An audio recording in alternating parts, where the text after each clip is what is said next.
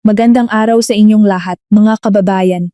Bumabalik kayo sa aming programa. Bawat pagkakataon na umuwi ako sa bahay ng aking mga magulang, isinasailalim ng aking biyenang babae ang aking bag sa inspeksyon. Hinahanap kung may dinala akong mga gamit mula sa bahay ng kanyang anak para ibigay sa aking sariling pamilya. Ngunit nang bigkasin niya iyon ngayon, ang aking asawa, na nakatayo sa tabi ko, ay biglang nagsalita ng mabigat at tahimik. Itigil mo na iyan, nanay. Hindi ka ba nahihiya? May mga bagay sa loob ng isang pamilya na kapag narinig ng mga tao sa labas, sasabihin nilang maliliit lamang na alitan, isang mahinahong salita at magiging maayos na ang lahat. Ngunit mahal kong mga kababayan, may mga uri ng pagtitiis na kung tumatagal ng labis ay nakakalimutan na ng tao ang hangganan sa pagitan ng pagmamahal at ng pang-aabuso. Akala ko noon, ang ugaling pag-iimbestiga ng aking biyenang babae sa aking bag tuwing uuwi ako sa aming probinsya ay simpleng pagiging maingat at mapanhinala niya. Hanggang sa isang umaga, nang gamitin ng aking asawa ang boses na hindi ko pa naririnig niya kailanman sa kanyang ina. At natuklasan ko na sa likod ng simpleng bag na iyon ay nakabaon ang isang bagay na nagpapalamig sa aking dugo. Sabado ng umaga, nagising ako ng maaga, 7:00 pa lamang. Halos 2 buwan na akong hindi nakauwi sa aming probinsya sa Bulacan para bisitahin ang aking mga magulang.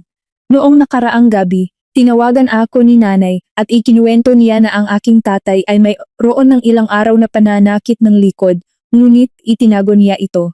Sabi niya ay normal lamang ang pananakit ng katawan para sa isang matanda at ayaw niyang magpakonsulta sa doktor. Nang marinig ko iyon ay nag-aalala na agad ako, kaya naisip ko na samantalahin ang katapusan ng linggo para bisitahin sila at tingnan ang kanyang kalagayan. Ang pangalan ko ay Marisol Reyes Villanueva. 34 na taong gulang noon. 6 na taon na akong asawa ni Romel Villanueva. Sanay na ako sa paglalakbay patungo sa bahay ng aking mga magulang tuwing may bakanteng katapusan ng linggo, 1 beses sa 1 buwan kung posible. Ngayon nagdala lamang ako ng 2 pangkat ng damit, ilang bitamina na binili ko para sa aking tatay, at isang maninipis na panyapak na iniutos ko para sa aking nanay noong nakaraang linggo. Wala akong dala na anumang bagay na may dahilang itago. Si Romel ay nakatayo sa pintuan ng silid at tinitingnan akong nagdatahi ng aking mga damit sa bag. Kusang loob pa niyang sinabi, magsalita ka roon hanggang bukas ng hapon, Marisol. Bababa na rin ako roon bukas para sunduin ka. Pagkakataon ding makihapon, kami ni tatay mo. Nagulat ako ng kaunti at tumingin sa kanya. Dati ay lagi na lamang akong pumupunta roon ng mag-isa at nagbabalik ng mag-isa dahil abala si Romel sa trabaho. Ngumiti ako. Tandaan mo ang bumaba ng maaga, mahilig si tatay na pigilin ka para sa merienda at hapunan. Ngumiti rin siya, ngunit may kakaibang kakulangan ng hanggaan sa ngiting iyon. Hindi ko iyon pinagtuunan ng pansin noon. Kinuha ko ang susi sa kotse at dinala ang bag ko sa sala. Inilagay sa sofa para bumalik sa silid at kunin ang aking pitaka. Hindi pa ako nakakalayo nang marinig ko ang yabag ng tsinelas ng aking biyenang babae mula sa kusina. Si Aling Dory, ang buong pangalan ay Dorotea Villanueva, ay tumingin sa aking bag nang hindi man lamang tumingin sa akin. Kilala ko na ang tingin iyon. Mahigit 2 taon na, tuwing sasabihin ko na uuwi ako sa aming probinsya, ganito ang tingin aking biyenang babae, diretso sa bag hindi sa mukha ko. Ano ang nasa loob ng bag mo? 2 salita lamang ganoon siya magsalita. Nanatili akong tahimik sa sandali. Nanay, ano ang kailangan ninyo sa bag ko? Inangat niya ang tingin sa akin. Sinabi ko, buksan mo. Huminga ako ng malalim at sinubukan na panatilihing kalmado ang aking boses. Personal na gamit ko ang nasa loob niyan, nanay. Kung may hinahanap kayo, sabihin ninyo sa akin. Inilapat niya ang kanyang kamay sa hawakan ng bag at malamig na sinabi ang isang pangungusap na hanggang ngayon ay natatandaan ko pa rin salita-salita. Tinitingnan ko kung may kinukuha ka sa bahay na ito para dalhin ka sa iyong mga magulang. Napatigil ako. Mahal na mga kababayan, naniniwala ba kayo? Nagtatrabaho ako at may sariling kita. Ang perang ibinibigay ko sa aking mga magulang ay galing sa aking sariling suweldo. Gayunpaman, dito sa bahay na tinitirhan ko ng ilang taon na, tinatawag akong magnanakaw ng aking sariling biyenang babae. Matagal ko siyang tiningnan bago ko tinanong. Sinabi po ba ninyo na magnanakaw ako, nanay? Hindi ka mahihiya kung diretso. Ang matuwid ay walang takot na siya sa atin. Hinawakan niya ang bag. Nais ko na sanang bawiin ang bag nang biglang tumunog ang boses ng isang lalaki sa aking likod. Nanay, bitawan mo iyon. Lumingon ako ng bilis. Si Romel ay nakatayo sa pintuan ng kanyang opisina sa bahay. Wala na ang mahinahong anyo niya kanina. Malamig ang kanyang mukha, lumingon si Aling Dory. Ano ang ginagawa mo diyan? Tinitingnan ko lang ang bag ng iyong asawa sandali. Naghanda na ako 100 beses na kung narinig ang mga susunod na salitang ito. Hayaan mo na Romel, matanda na si nanay. Inihanda ko na ang aking sarili para marinig iyon muli. Ngunit ngayon, si Romel ay tuwirang lumakad papalapit. Kinuha ang bag sa kamay ng kanyang ina at malakas na inilapag sa mesa. Nanay, itigil mo na iyan. Hindi ka ba nahihiya? Tumahimik ang buong silid. 6 na taon akong asawa niya. Ito ang unang pagkakataon na narinig ko siyang gumamit ng ganitong tono sa kanyang sariling ina. Nagulat din si Aling Dory ng ilang segundo bago biglang sumabog. Sino ang may kahihiyan? Pinoprotektahan ko ang kayamanan ninyo at ngayon ay kakampi ka pa ng iyong asawa laban sa sarili mong ina. Hindi umiwas si Romel sa tingin ng kanyang ina. Pinoprotektahan ba ni nanay ang kayamanan natin o gusto ni nanay na malaman kung ano pa ang mayroon sa bahay ng mga magulang ni Marisol? Biglang nagbago ang kulay na mukha ni Aling Dory. Ano ang ibig mong sabihin niyan? Tanong ko kay Romel. Ngunit bago pa man siya makasagot, biglang dumukot si Aling Dory at naisbawiin ang bag. Mas mabilis si Romel, hawak niya ang sintas ng bag at yumuko para buksan ang isang maliit na compartment sa ilalim. Iyon ang compartment na halos hindi ko ginagamit. Naghalungkat siya ng ilang segundo at lumabas ang isang maliit na bagay na kasing liit ng dulo ng aking daliri. Isang maliit na itim na aparato. Tiningnan ko ito ng hindi maintindihan. Ano iyon, Romel? Inilagay niya ang maliit na aparato sa mesa tuwid sa harap ng kanyang ina. Recorder. Voice recorder. Naramdaman ko ang malamig na agos na tumakbo mula sa aking leeg pababa sa aking gulugod. Nasa bag ko, tanong ko kay Romel, tumango siya. Agad na tumingin ako kay Aling Dory. Kayo po ba ang naglagay nito sa bag ko, nanay? Agad-agad kunaway ang kanyang mga kamay. Hindi ako, sino ang nagsabi niyon? Ikinokontra ka ng iyong asawa sa harap ko. Ngunit ang kanyang mga mata ay puno ng kaguluhan. Hindi bago pa lang ito, sabi ni Romel ng mababa ang boses. Nalaman ko na ang ginagawa ni nanay noong nakaraang beses na umuwi ka. Nanatili akong nakatayo sa lugar ko. Maraming tanong ang dumating sa aking isip ng sabay-sabay. Bakit naglagay si Aling Dory ang voice recorder sa aking bag? Ano ang narinig niya? At bakit nalaman ni Romel ngunit hindi niya sinabi sa akin? Nais ko na sanang magtanong nang biglang bahagyang umiling si Romel. Umuwi ka muna sa iyong mga magulang. Ang kwentong ito ay mas mahaba pa sa akala mo. Tiningnan ko si Aling Dory, umuiwas siyang tingin. Sa unang pagkakataon sa maraming taon, hindi na ako nagsalita pa. Kinuha ko ang aking bag, sinara ang zipper, at lumakad ng diretso palabas ng pintuan. Sa aking isip noon, naisip ko lamang na nasobrahan na si Aling Dory sa kanyang pagkaparanoia. Hindi ko alam na ang maliit na itim na aparatong iyon ay simula lamang ng isang mahabang lubid, at sa pagkalabit nito, lalabas ang higit sa kalahating milyong pisong utang at isang panukala na nakatuon ng direkta sa lupa ng aking mga magulang. Dahan-dahan lumayo ang sasakyan, kumula sa aming kapitbahayan sa Caloocan, ngunit sa aking isipan patuloy na umiikot ang maliit na itim na aparato.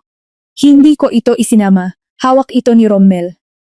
Ngunit tila ba nararamdaman ko pa rin na nasa aking bag ito, mabigat. Ipinikit ko ang aking mga mata at sinubukang pagkasyahin ang lahat ng nangyari, at hindi ko maiwasang maalala ang halos 2 taon na nakalipas. Ang unang pagkakataon na voluntaryong binuksan ni Aling Dory ang aking bag. Nagpakasal kaming ni Romel 6 na taon nang nakalipas. 4 na taon ang una naming ginugol sa isang inuupahang apartment malapit sa aming mga opisina. Hindi namin pinagpalaki ang aming buhay ngunit comfortable. Nagtatrabaho ako bilang accountant, si Romel naman ay nagtatrabaho bilang production supervisor sa isang pabrika. Mula pa sa simula ng aming kasal ay nagkasundo, kami na ang mga gastusin sa bahay ay hahatiin namin, at ang natitira ay pamahalaan ng bawat isa ng hindi nagtatago ng malalaking halaga. Pumanaw ang biyenan ko, ang ama ni Romel, halos 2 taon na ang nakalipas pagkatapos ng isang biglaang sakit. Nang mangyari iyon, nag-iisang nakatira si Aling Dory sa kanilang lumang bahay sa Malabon. Naawa si Romel, maulap ang araw-araw ang kanyang ina, mag-isa lang ito, Kaya iminungkahi niya na lumipat tayo roon para makasama siya. Hindi ako tumutol. Naisip ko pa na ang isang matanda na kakaawas lamang sa pagkawala ng kanyang asawa ay nangangailangan ng pamilya sa paligid niya. Ngunit mula nang lumipat kami, nagsimulang lumabas ang maliliit na banggaan. Sa una, mga tanong na tila normal lang, magkano ang sweldo mo ngayong buwan? Mayroon ka bang bonus?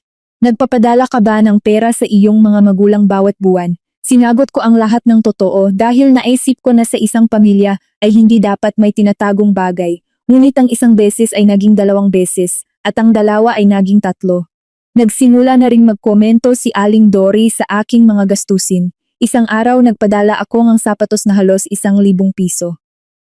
Tumingin siya sa kahon at tinanong ang presyo. Sinabi ko, kaagad siyang nagniting mapanghusga. Isang pares ng sapatos na ilang buwan lang naman gagamitin ay halos 1,000. Ang babaeng may asawa na ay dapat matuto kung paano magtipid. Ngumiti na lang ako para maiwasan ang gulo.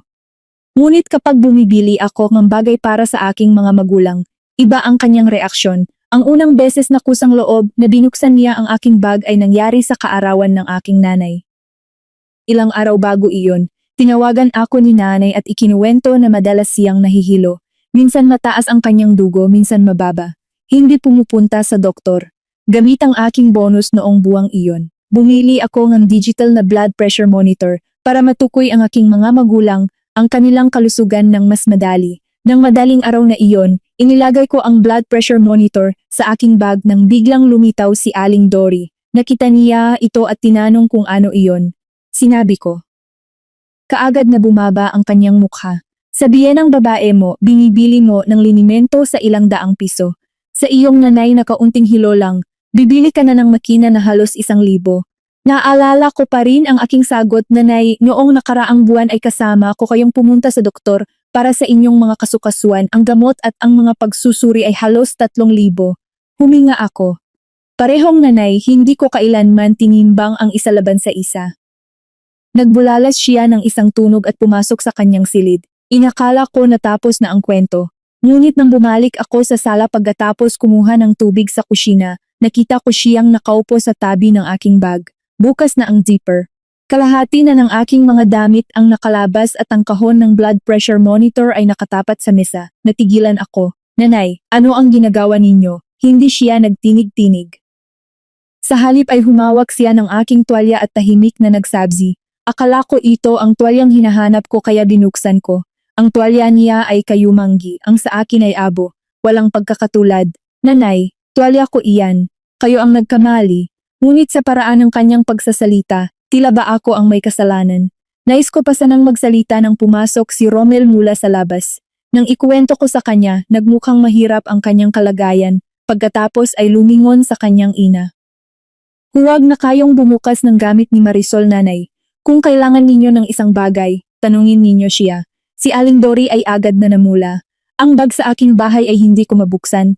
Biyanan ka muna roon sa asawa mo, nagbuntong hininga si Rommel. Hinila ako sa isang sulok at sabi niya ng marahina, kamakailan lang nawalan ng asawa si nanay. Ang kanyang ugali ay nagbago. Patawarin mo muna siya, magsasalita na rin ako. Ayaw kong gawing isang digmaan ng isang bag kaya nananahimik na ako. At pinagtangkilikan ko pa ang aking sarili sa pag-iisip na maaaring ang kanyang kalooban ay nagbabago dahil sa pag-aaluma na ang mga matatanda ay higit na mapanuri minsan at hindi ito nararapat bigyan ng malaking pansin. Ngunit ang isang beses na iyon ay hindi nananatiling isang beses. Mula noon, tuwing maririnig ni Aling Dory na mauuwi ako sa probinsya, palagi na niyang tinitingnan ang aking bag o ang likod ng aking sasakyan. Minsan ay nakatayo siyang katabi ko at nagtatanong kung ano ang aking dinadala. Minsan ay direkta na niyang tinatanong kung may cash ba akong dala. Isang beses pa, bumili ako ng 6 na lata ng gatas. 3 para sa amin at 3 para sa aking mga magulang. Yumuko pa siya sa likod ng kotse at binilang ang bawat lata. Pagkatapos ay tinanong kung bakit dapat nakakuha ng pantay ang magkabilang panig. Ang kakaibang bagay ay kapag pumunta ako sa trabaho, sa isang biyahe kasama ang opisina, o pumunta sa bahay ng aking kaibigan, halos hindi siya nagmamalasakit. Sa 2 salitang, uwi sa probinsya, lamang siya nag-iiba. Isang beses ay nakita ni Rommel, ang kanyang ina, na binubuksan ang panlabas na compartment ng aking bag. Isinara niya ito at nagsabi ng medyo mahigpit. Sinabi ko na nanay gamit ni Marisol ang mga iyon. Huwag na kayong magbukas. Kaagad na umiyak si Aling Dory. Pinalaki ko kayo ng 30 taon. Ngayon ay hindi pa rin ako makapantay sa isang babaeng kakailang lang ay dumating sa bahay na ito. Si Romel na nagmamahal sa kanyang ina ay naglambot sa pagdinig ng ganitong salita. Hindi na siya nagpatuloy sa pakikipagtalo at ako naman ay natatakot na ang alitan tungkol sa kanyang ina ay magsasanhi ng hindi pagkakaunawaan sa aming relasyon kaya nagpatuloy akong manahimik. Naisip ko noon na takot lamang si Aling Dory na may kinukuha ako sa kanilang bahay para sa aking mga magulang. Naisip ko na marahil ay may malalim siyang paniniwala na ang isang babaeng may asawa na ay hindi dapat magdala ng mga bagay pauwi sa sariling pamilya. Minsan pa, sinisi ko ang aking sarili, baka kasi labis ang aking pagbibili ng regalo para sa aking mga magulang kaya nainis siya. Ngunit habang nakaupo, ako sa loob ng sasakyan noong araw na iyon, naalala ko ang lahat ng iyon at unti-unti kong napagtanto na may isang bagay akong napansin ngunit napalampas ng halos 2 taon. Ang pag-iimbestiga ni Aling Dory ay hindi tumataas ng random. Lumitaw ito ng mas madalas at malinaw. At tumpak na mula sa panahon na nagsimula siyang makiisa sa isa-isang grupo ng mga babae sa kanilang kapitbahayan at madalas na binabanggit ang isang bagay na hindi ko gaanong pinagtuunan ng pansin noon ang paluwagan. Halos 1 taon na ang nakalipas bago pa ang umagang iyon nang malantad ang lahat. Si Aling Dory ay biglang naging malapit sa isang grupo ng mga babaeng may katulad na edad sa kanilang barangay. Tuwing matapos ang hapunan, nagbibihis siya ng kanyang pinakamagandang damit, naglalagay ng kaunting pabango at pumupunta sa bahay ng is-isa para umiinom ng tsaa. Minsan ay pinag-uusapan nila ang pamumuhunan, minsan ay paluwagan. Sa grupo na iyon ay may isa, si Ate Glenda, na palagi namang maayos ang bihis. Palagi nagsasalita ng may tiwala sa sarili, may bagong modelo ng telepono at nakasuot ng gintong, alahas sa kanyang mga kamay na nagpapahiwatig sa maraming tao na matagumpay siya sa pagnenegosyo. Madalas banggitin ni Aling Dory si Ate Glenda. Isang araw ay sinasabi niyang napakahusay ni Ate Glenda, hindi niya hinihintay ang pera. Sa susunod na araw naman ay nagkokomento na ang mag-ipon sa bangko ay napakaliit ng kita. Samantalang ang paluwagan ay mas mabilis na paraan para palagwin ang pera. Nakinig lamang ako sa mga iyon. Pera niya ang kanyang pinamamahalaan. Sa akin basta't hindi ito nakakaapekto sa aming karaniwang pamumuhay ay hindi ko gustong makialam. Iba si Romel. Mas maingat siya kaysa sa akin. Nang marinig niya ang mga iyon ng maraming beses, nagpayo na siya sa kanyang ina na maging maingat, na huwag ilagay ang malaking halaga sa mga lugar na nakabase lamang sa salita. Agad na nakpababa ang mukha ni Aling Dory. Akala mo ba ay tanga ako? Nagtinda na ako ng ilang dekada bago ka pa ipinanganak. Ang buong kapitbahayan ay sumasali at walang nagsasabi ng anumang masama. Nanahimik si Romel nang makita ang galit ng kanyang ina, ngunit sinabi pa niya, hindi ko pinagbabawal si nanay. Sinasabi ko lang na huwag magsugal ng malaking halaga. Nagbulalas si Aling Dory at tumalikod. Tumulong pa ako sa kanyang pabor noon. Sige na, Romel, may mga kaibigan si nanay, masaya rin iyon. Isang babala lang naman tapos na. Hindi ko alam na mula rin sa panahon na iyon, ang mga tanong ni Aling Dory tungkol sa aming bahay sa probinsya ay naging mas kakaiba. Sa una ay mga tanong na tila nagkataon lang sa oras ng hapunan. Mayroon pa bang malawak na lupa ang iyong mga magulang sa Bulacan? Sinagot ko ng totoo, may bahay na tinitirhan nila at may taniman sa likod. Nagtanong siya uli, ilang metro? Sinabi ko na hindi ko alam dahil mula pagkabata hanggang ngayon. Hindi kailanman pinalaki ng aking mga magulang ang mga anak nila para pag-usapan ang sukat ng lupa. Isang araw, habang nagbabalatan ako ng gulay sa kusina, biglang nagtanong siya, ang bahay nila sa pangalan ng iyong tatay o sa inyo ng dalawa? Inangat ko ang aking tingin. Sa aming mga magulang siguro, nanay. Hindi ko pa nakita ang mga papel. Nagkunot ang kanyang noo na parang hindi siya nasiyahan. Kahit na ikaw ay anak, hindi mo alam ang mga bagay na ito. Naisip ko lamang noon na mausisa siya. Ang mga matatanda sa probinsya ay minsan ay mahilig magtanong tungkol sa lupa at bahay kaya hindi ko ito pinagtuunan ng pansin. Ngunit pagkatapos ay nagsimula siyang magtanong tungkol sa aking nakatatandang kapatid. Kung hahatiin ng inyong mga magulang ang lupa, magkano ang makukuha ng iyong kuya? Natawa pa ako. Buhay pa at malusog ang aming mga magulang, nanay. Walang pinag-usapan na hatian. Tumingin sa akin si Aling Dory, nagsasalitang kalahating biro, kalahating seryoso. Kaya tinatanong ko para malaman, ang babae ay anak din, hindi lamang ang lalaki ang may karapatang makakuha ng bahagi. Naisip ko noon na para sa akin siya nagsasalita. Hindi ko inisip ang mas malayo pa. Isang gabi, biglang nagtanong siya. Marisol, balita ko ay may magsasagawa ng malawak na kalsada malapit sa bahay ng iyong mga magulang. Ang lupa roon ay magiging mahal siguro. Tinahimik ko ang aking baso. Ako mismo ay hindi alam kung may ganitong balita.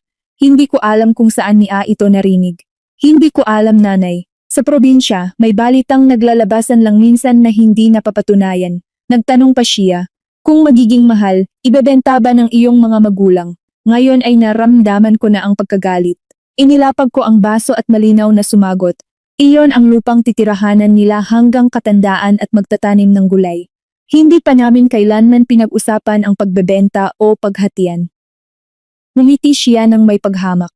Pamilya ka naman kaya tinatanong ko lang para malaman. Bakit para bang sikreto? Nabighani ako sa mga salitang iyon ngunit ayaw pa ring mag-away. Sinabi ko lamang na hindi sikreto, ngunit ang desisyon sa ari-ariang pag-aari ng aking mga magulang ay nasa kanila. Mula pagdatapos noon, ang pag-iimbestiga niya sa aking bag ay naging mas hayagan. Bago kasi ay may dahilan pa siya, may pakunwaring naghanap ng tuwalya o nagkamaling bag. Kalaunan ay direkta na niyang binubuksan ang zipper at inililipat ang mga gamit ng parabang normal lang iyon. Isang beses ay may dalang medikal na record ang aking tatay na nais ipapirmahan para sa karagdagang health coverage. Hinawakan niya ito at tinanong kung ano iyon. Record ni tatay ko. Binuksan niya ang sobre, kinuha ang mga papel at tiningnan. Agad ko itong kinuha pabalik. Nanay, huwag pong buksan ang mga papel ng aking tatay ng ganyan. Nagmukhang galit siya. Wala akong kinukuha, parang magnanakaw ang turing sa akin. Isang pagkakataon pa nagdala ako ng mga dokumen pangkalusugan para mapirma ng aking tatay. Nakita niya ito at binabaliktad-baliktad. Totoo ba ito ng lupa? Tunay nang hindi na ako makayanan. Kinuha ko ang mga papel at sa unang pagkakataon ay direkta na akong nagsalita. Nanay, ano ba ang hinahanap ninyo? Bawat pagkakataon na uuwi ako sa probinsya, binubuksan ninyo ang aking bag. Ngayon pati na rin ang mga papel ng aking tatay. Ano ba ang nais ninyong malaman? Nagbago ang mukha ni Aling Dory sa loob ng isang segundo. May bakas ng pagkatakot, ngunit sa susunod na segundo ay puno na naman ng galit ang kanyang mukha. Lumakad siya sa sala at tuwid na nagsalita kay Romel na kakababalik lang mula sa trabaho. Tingnan mo ang iyong asawa. Nanay, ang nagkamali ng pagkuha ng isang papel at nagwawasak siya parang magnanakaw ang aking ina. Nakatayo ako sa likod at hindi makapaniwala. Sinabi ni nanay kanina kung ito ba ay tilo ng lupa. Lumingon ng bilis si Aling Dory sa akin.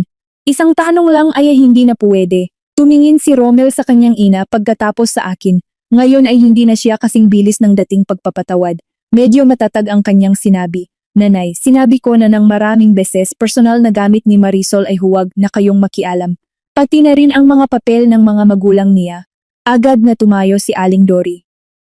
Kung hindi ko na maaring hawakan ng kahit ano sa sarili kong bahay, mabuti pa ay mag-isa na lang ako. Sabi niya ito at pumasok sa kanyang silid, sumara ng malakas ng pinto at tumangging lumabas para sa hapunan. Naubos na ang aking pagtitiis ngunit naramdaman ko rin ang saya at hapis ng sabay. Kalaunay ako pa rin ang lumabas na may isang pinggan ng kanin at ilang ulam, inilagay sa tabi ng pintuan ng kanyang silid at mahinahong sinabi, "Kumain na po kayo, nanay." Nainit-init na ako ng kaunti at nagsalita ng diretso, ngunit sa susunod na beses ay huwag na pong bubuksan ang mga dokumento ng ibang tao. Hindi niya tiningnan ako ngunit hindi rin niya itinulak pabalik ang pagkain. Naisip ko noon na ang pagpapalayo sa sarili ay nagdudulot ng kapayapaan sa bahay. Kalaunan ay naunawaan ko ang bawat pagpapalayo na iyon ay nagpapaliwanag sa kanya na gaano man siya lumayo. Sa huli ay ako pa rin ang magbabalik para gumawa ng kapayapaan. At sa panahon ring iyon, nagsimulang mapansin ni Romel ang kanyang ina ng mas maingat. Kalaunan ay ikinuwento niya sa akin na si Aling Dory ay lagi na itong nagdadala ng kanyang telepono sa loob ng kanyang silid para makipag-usap at sa tuwing maririnig niya ang yabag ni Romel sa labas, papababain niya ang kanyang boses o biglang tatapusin ang tawag. Isang hapon, mula sa labas ng silid ay narinig ni Rommel ang kanyang ina na nagsasalita. Ang bahay ng aking manugang ay may lupa. Hindi naman imposible ang hanapin ng paraan na tigilan si Rommel. Nang pumasok siya, agad na pinatay ni Aling Dory ang kanyang telepono at nagtanong, "Bakit ka pumasok?" Tinanong siya ni Rommel kung sino ang kausap niya. Agad sumagot ang kanyang ina, "Kaibigan ko," nagtatanong na walang kabuluhan. Hindi na nagdanong si Rommel pa. Noon ay wala pa siyang patunay at hindi niya gustong mag-akusasyon sa kanyang ina ng walang basehan. Ngunit mula noon, si Rommel ay tahimik na nagsimulang mag-obserba. Halos 4 na buwan bago ng umagang sumabog ang lahat, nagaganap ang isang bagay na nagbago ng lahat. Isang gabi sa gitna ng linggo, pagkatapos naming linisin ang mesa, biglang tinawag ni Aling Dory, kaming dalawa at malinaw na nagsalita. "Kailangan ko ng 80,000 piso. Ibigay mo na ninyo sa akin, 1 linggo ibabalik ko." Inangat ni Rommel ang kanyang mga mata. "Para saan ang pera, nanay? Bakit biglaan?" Agad sumagot si Aling Dory, "Isang malapit na kaibigan ko ang malapit ng magpa-opera. Nangangailangan ang pamilya niya ngayon. Nangako na ako. Ang pera ko ay nasa bangko pa. May panahon pa bago maabot ang tagdang araw, kaya hiram muna sa inyo. Makatuwiran ang pagkakasalaysay, ngunit may kakaibang pakiramdam na hindi ko mawaan." Mahinahong nagtanong ako, "Sino, nanay? Isa ba iyon sa mga kasamahan ninyo sa grupo?" Nagkunot ng noo si Aling Dory. "Maraming kaibigan ang aking ina. Alam mo ba ang lahat?" Nagtanong si Rommel. "Saan nagpapa-opera? Baka makapuntahan namin ni Marisol bukas." Hindi inaasahan ni Rommel, ang simpleng tanong na iyon ay magpapagalit sa kanyang ina. Binato niya ang kutsara sa mesa. "Humiram ako ng pera, hindi humingi ng limos. Kung magbibigay kayo, sabihin ninyo, kung hindi, huwag na." Hinilak ko ang kamay ng aking asawa sa ilalim ng mesa. "Sige na, Rommel," sinabi ni nanay na ibabalik sa loob ng 1 linggo. "Tulungan natin siya muna." Naisip ko na kapag paulit-ulit mong tinatanong ang mga matatanda, maari nilang maramdaman na hindi mo sila pinagkakatiwalaan.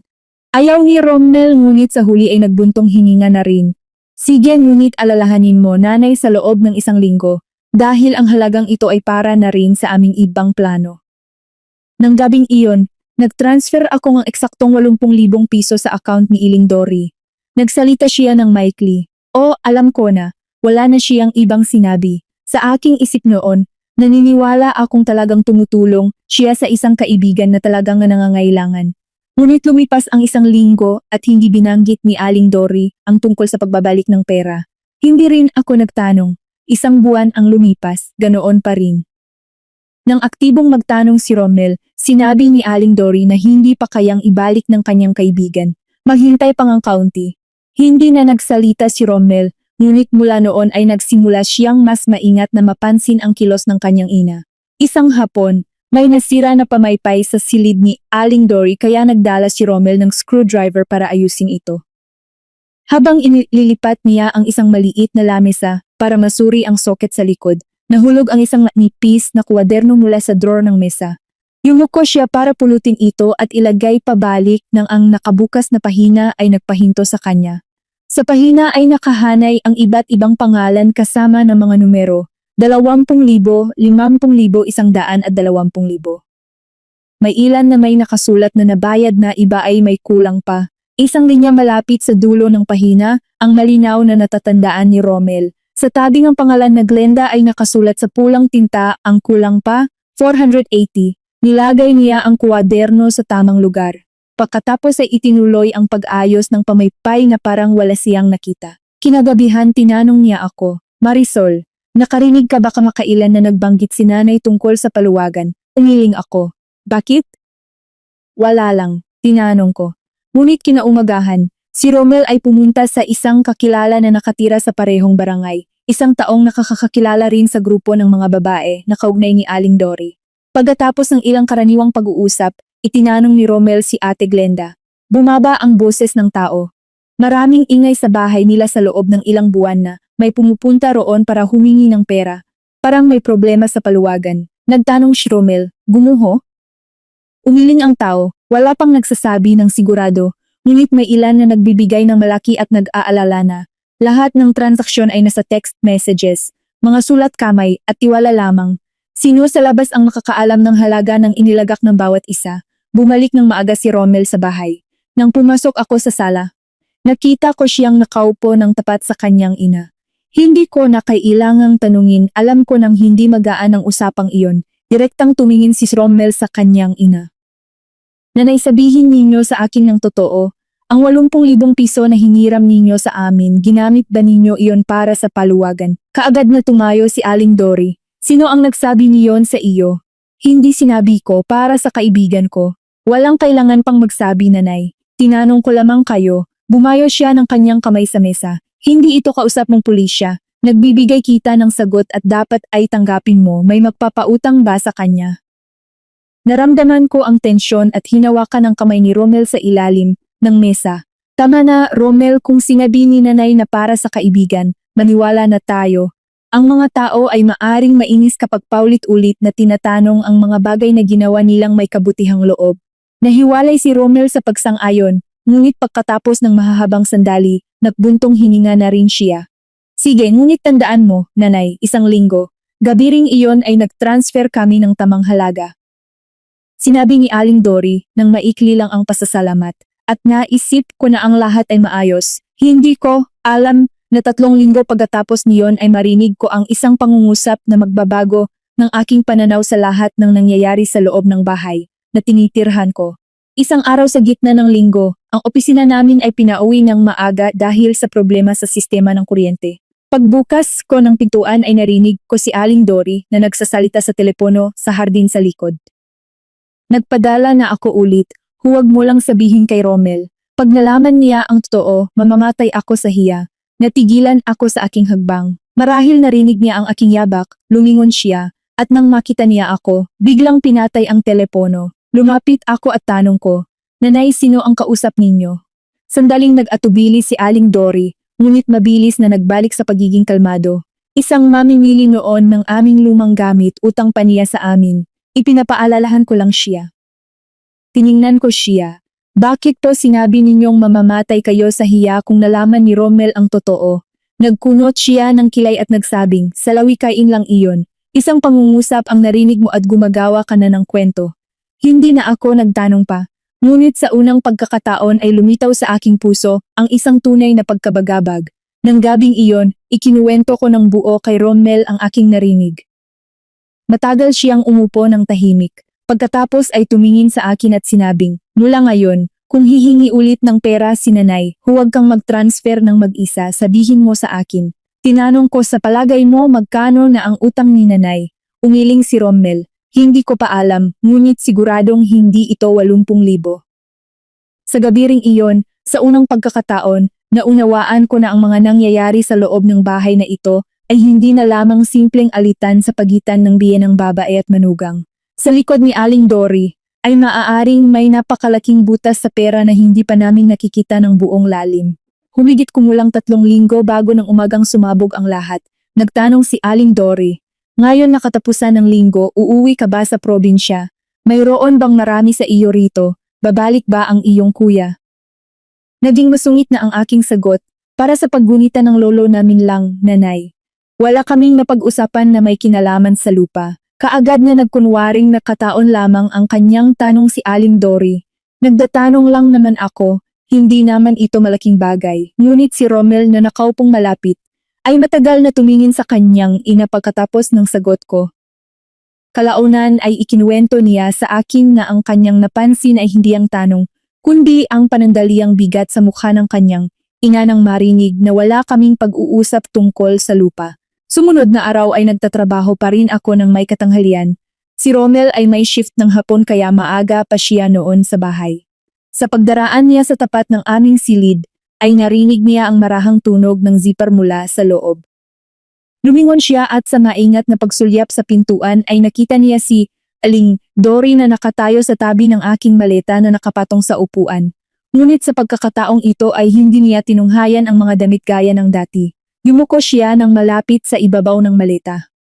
Hawak ang karayom at sinulid na tila tinatahing ang isang maliit na bahagi ng tela sa ilalim.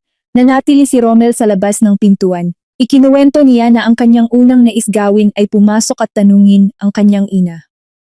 Ngunit naalala niya ang kwaderno, Glenda, kulang pa, 480. Naalala niya ang 80,000 piso na hindi pa naibabalik. Naalala ang tinig ng kanyang ita sa telepono. Reang lupa ng manugang ko, hindi imposible ang hanapin ng paraan, kaya hindi siya pumasok. Marahang umurong at nagkunwaring bumaba sa kusina.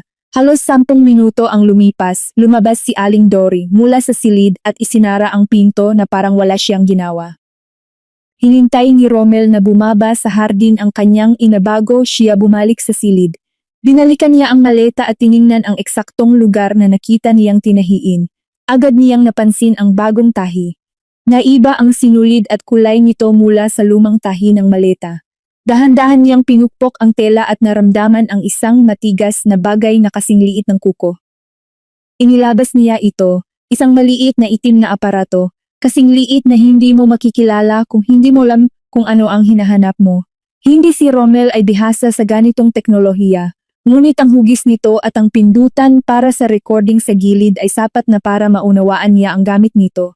Ikinuwento niya sa akin kalaunan na ang kanyang mga kamay ay nanginig sa galit. Nais na niyang dalhin iyon sa ibaba, ilagay sa harap ng kanyang ina, at tanungin kung ano ang ibig sabihin ng lahat ng ito. Ngunit kung gagawin niya iyon, tiyak na itatanggi ito ni Aling Dory. At kung may kinalaman ito sa utang na kanyang tinataguan, ang pagharap ng maaga ay hahayaang mawala ang anumang ebidensya. Kumuha siya ng telepono at kinuha ang larawan ng maleta. Ang bahagi ng tahi na kamakailan lang ay ginawa, ang posisyon nito bago alisin ang aparato, at ang aparatong mismo mula sa iba't ibang anggulo. Pagkatapos ay inilapag ito pabalik sa tamang lugar, pinindot ang tela pabalik, at pumunta sa trabaho na parang wala siyang natuklasan. Ang masakit na bagay ay hindi niya ito ikinuwento sa akin.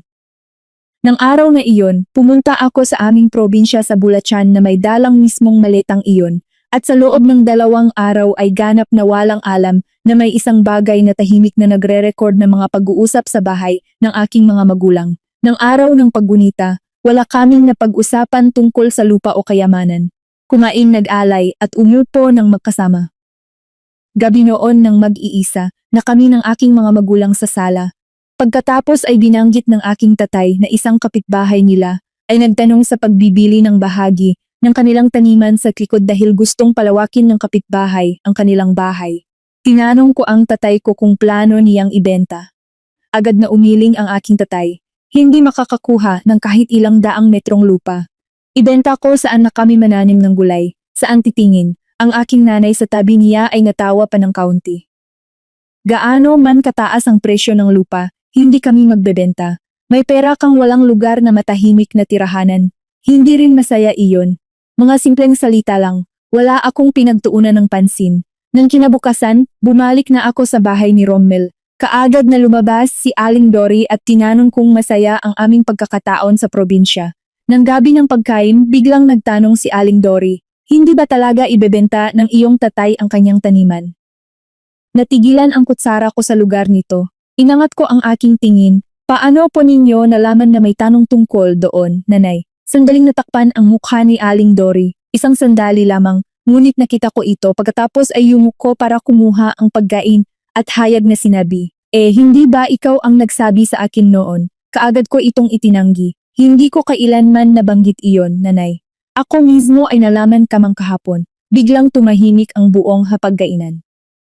Si Rommel na nakaupo sa tabi ko ay narinig ang lahat. Para sa akin, ito ay isang nakakalitong tanong. Para sa kanya, ito ay tulad ng huling piraso ng palaisipan na nagpapatunay ng lahat ng kanyang pinaghihinalaang. Ang aparatong nasa maleta ay hindi nilagay ni Aling Dory dahil sa kamausisa. Narinig na niya ang mga nangyayari sa bahay ng aking mga magulang, totoo. Nang gabing iyon, habang naliligo ako, binalikan ulit ni Rommel ang maleta. Tiningnan niya ang eksaktong lugar tulad ng dati, ngunit ang aparato ay wala na. Ang tahi ay ginawa ng mas maayos kaysa noon. Nagbago ang lahat sa karagdag na sandaling iyon. Pinatunayan nito na ang kanyang ina ay may alam sa kanyang ginagawa. Hindi ito kilos ng pagkamausisa, alam niya ang bawat hagbang.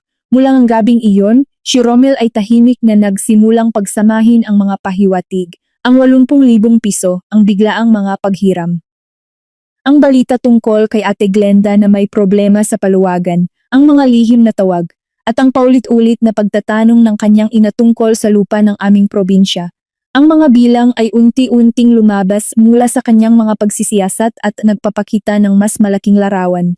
Ang kabuuang pera ng kanyang ina ay maaaring higit sa 500,000 piso, na binubuo ng pera sa paluwagan, mga utang sa mga kakilala, at mga karagdagang pera na hiniram niya dito doon. Ngunit ang pinaka nakakatakot para kay Romel ay hindi ang bilang mismo. Nagsimula siyang mag-isip na sa isipan ng kanyang ina, ang lupa ng aming mga magulang sa Bulacan ay naging isang posibleng daan para makalabas sa pera niyang utang. Kaya naman nanahimik pa rin si Romel. Ayaw niyang bintangin ang kanyang ina batay lamang sa hula. Gusto niyang tiyak na malaman kung sino ang pinagkakautangan niya, magkano, at kung sino ang binigyan niya ng impormasyon na narinig niya mula sa bahay ng aming mga magulang. Habang ito ay tahimik na ginagawa ni Romel, hindi ko alam ang kahit ano. Napansin ko lamang na sa mga susunod na linggo ay hindi na gaanong pumipigil ang aking asawa sa aking pag-uwi sa probinsya. May isang beses pa na siya mismo ang nagsabi, "Mayroon ka bang oras? Pumunta ka pa sa Bulatsan ng isang araw." Akala ko ay nagbago siya dahil naunawaan na niya ang aking pagnanais na makita ang aking mga magulang. Hindi ko alam na tahimik siyang naghihintay para sa susunod na hakbang ng kanyang ina. At 3 linggo pa ang lumipas nang muli ay pigilan ni Aling Dory ang aking bag at nagsabi, "Titingnan ko kung may ninakaw ka na daladalang para sa inyong nanay." At naunawaan ni Romel na ang tahimik na paghihintay ay sapat na. Ngunit sa sandaling iyon, kahit siya ay nakakita lamang ng kalahati ng katotohanan, dahil sa proseso ng paghahanap ng mga utang ng kanyang ina, may isang bagay pa siyang natuklasang higit na nagpagalit sa kanya. Ang kanyang ina ay nagdala ng impormasyon tungkol sa lupa ng aming mga magulang sa mga nagpautang sa kanya, na tila ba ito ay isang ari-arian na maaari niyang gamitin para bayaran ang kanyang mga pananagutan. At iyon ang dahilan kung bakit, sa unang pagkakataon sa kanyang buhay, direkta siyang tumingin sa kanyang ina at nagsabing may malamig na tinig, "Nanay, itigil mo na iyan. Hindi ka ba nahihiya?" Ang mga salita ni Romel ng umagang iyon ay tulad ng isang matalas na kutsilyo na pumasok sa makapal na ulap na sinubukan naming panatilihin ng buong pamilya sa loob ng napakahabang panahon. "Nanay, itigil mo na iyan. Hindi ka ba nahihiya?" Malinaw pa rin sa aking isip ang mukha ni Aling Dory ng sandaling iyon. Wala na ang karaniwang galak niya kapag pinupunan ng anak, sa halip ay isang totoong takot, tulad ng isang tao na biglang nabunyag ang kanyang kurtina habang hindi pa siya handa. Tiningnan ko ang maliit na itim na aparato na nakapatong sa mesa at pagkatapos ay si Aling Dory. "Inilagay po ba ninyo ito sa bag ko para marinig ang mga nangyayari sa bahay ng aking mga magulang?" Hindi malakas ang aking boses ngunit naramdaman ko rin ang pagkabago nito sa bawat salita. Agad kumaway si Aling Dory, "Hindi ako.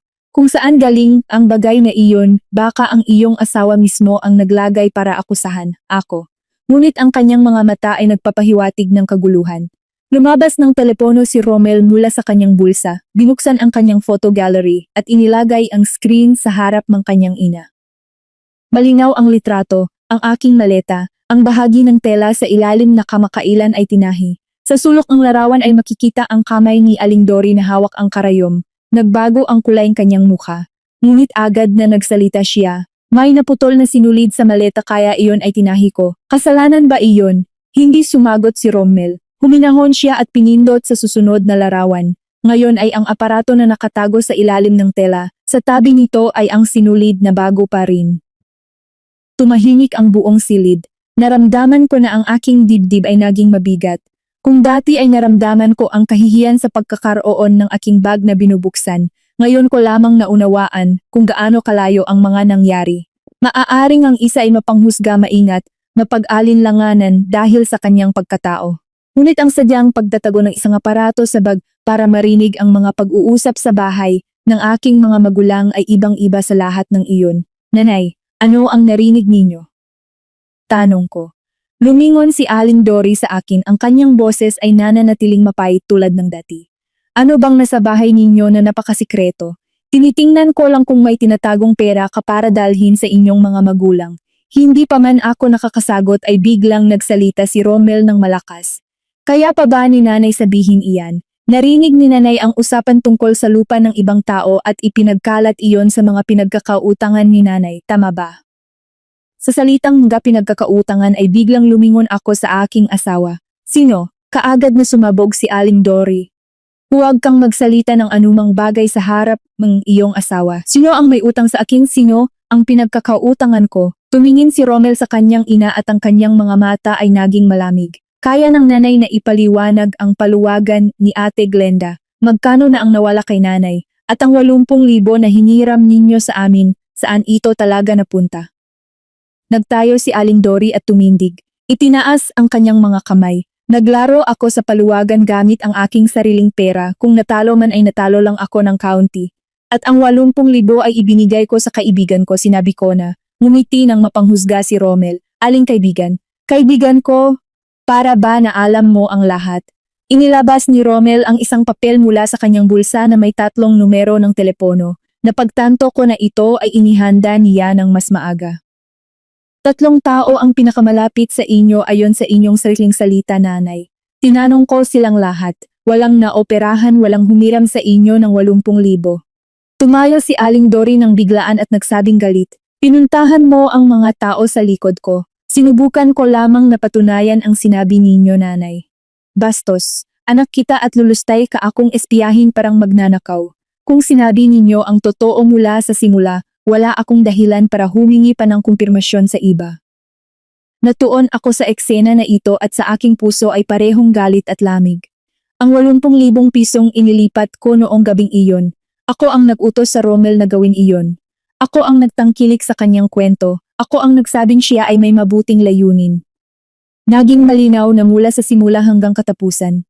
Kami ang mga dinaaya. Nanay, sabihin na ninyo ang totoo. Saan napunta ang Tanong ko o. Umiwas ang kanyang tingin. Ginagamit ko ang aking pera sa aking sariling paraan. Utang na iyon at ibabalik ko.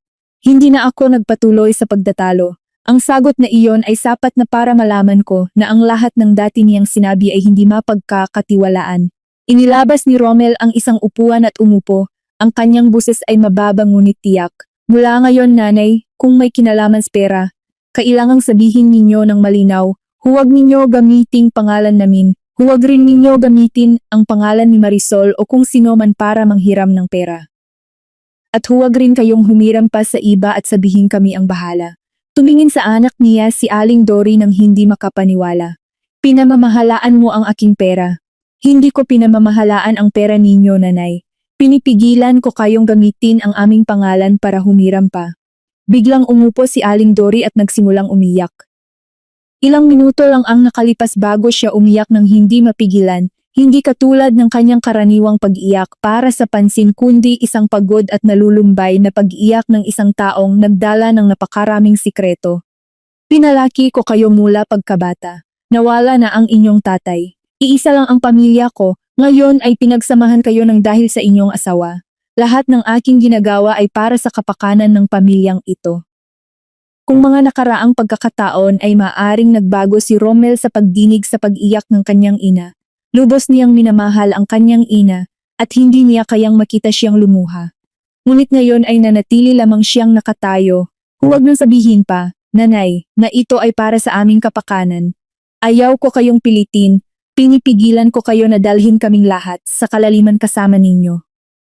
Inangat ni Aling Dory ang kanyang tingin. May luha pa rin sa kanyang mga mata ngunit ang mga mata ay puno ng galit. Akala mo ba ay gusto ko ito? Kung may ibang paraan pa ako, hindi na sana ako dumaan pa sa ganito. Ang pangungusap na iyon ay nagpalito sa akin. Tinanong ko agad ibang paraan, ibig sabihin ay ano? Nag-atubili siya at nanahimik. Lumapit si Romel at sinabi ng mahinahon, umuwi ka muna, Marisol. Humihingi ako ng tawad na nalaman mo ang mga bagay sa ganitong paraan. Ngunit huwag ka nang manatili rito ngayon. May mga bagay pa ba na tinataguan mo sa akin, Romel? Tanong ko. Hindi siya direkta ang sagot. Mayroon pa akong dapat na tiyakin. Kapag sigurado na ako, sasabihin ko sa iyo ang lahat. Hindi ko nagustuhan ang pakiramdam na inilalagay ako sa labas ng sitwasyon, ngunit sa mukha niya ay alam ko na ang pagpilit ngayon ay hindi makakatulong. Tumayo ako, kinuha ang aking bag at naglakad patungo sa pintuan. Nang malapit na ako sa pinto, nagsalita ng biglang si Aling Dory. Ang kanyang boses ay puno ng pait. Umalis ka at malalaman mo rin. Kung wala ang pera ng pamilya mo, hindi rin mananatiling maayos ang bahay na ito. Natigilan ako sa aking lakad. Bawat salita ay hindi katulad ng isang pangungusap na sinabi sa init ng galit. Tila may nakabaon itong kahulugang matagal na niyang pinag-isipan. Lumingon ako. Ano ang ibig sabihin niya, nanay? Biglang lumingon siya. Walang ibig sabihin. Tiningnan ko siya ng ilang segundo ngunit hindi na nagtanong pa. Iniabot ni Rommel ang aking bag sa aking kamay at sinabing napakababa. Umalis ka muna, tatawagan kita. Lumabas ako ng may mabigat sa puso. Sa unang pagkakataon ay naramdaman ko na ang nangyayari sa loob ng bahay na ito ay hindi na lamang simpleng alitan sa pagitan ng biyenang babae at manugang. Ang aparatong natuklasan sa bag ay isang nabunyag na simula lamang. Sa ilalim nito ay may bagay na may kinalaman sa pera, mga utang, at ang aming bahay sa probinsya na itinatagong maingat. Pagkatapos kong umalis, bumalik si Rommel sa sala. Nanatili si Aling Dory na nakaupong walang tigilan, hindi siya nagtanong.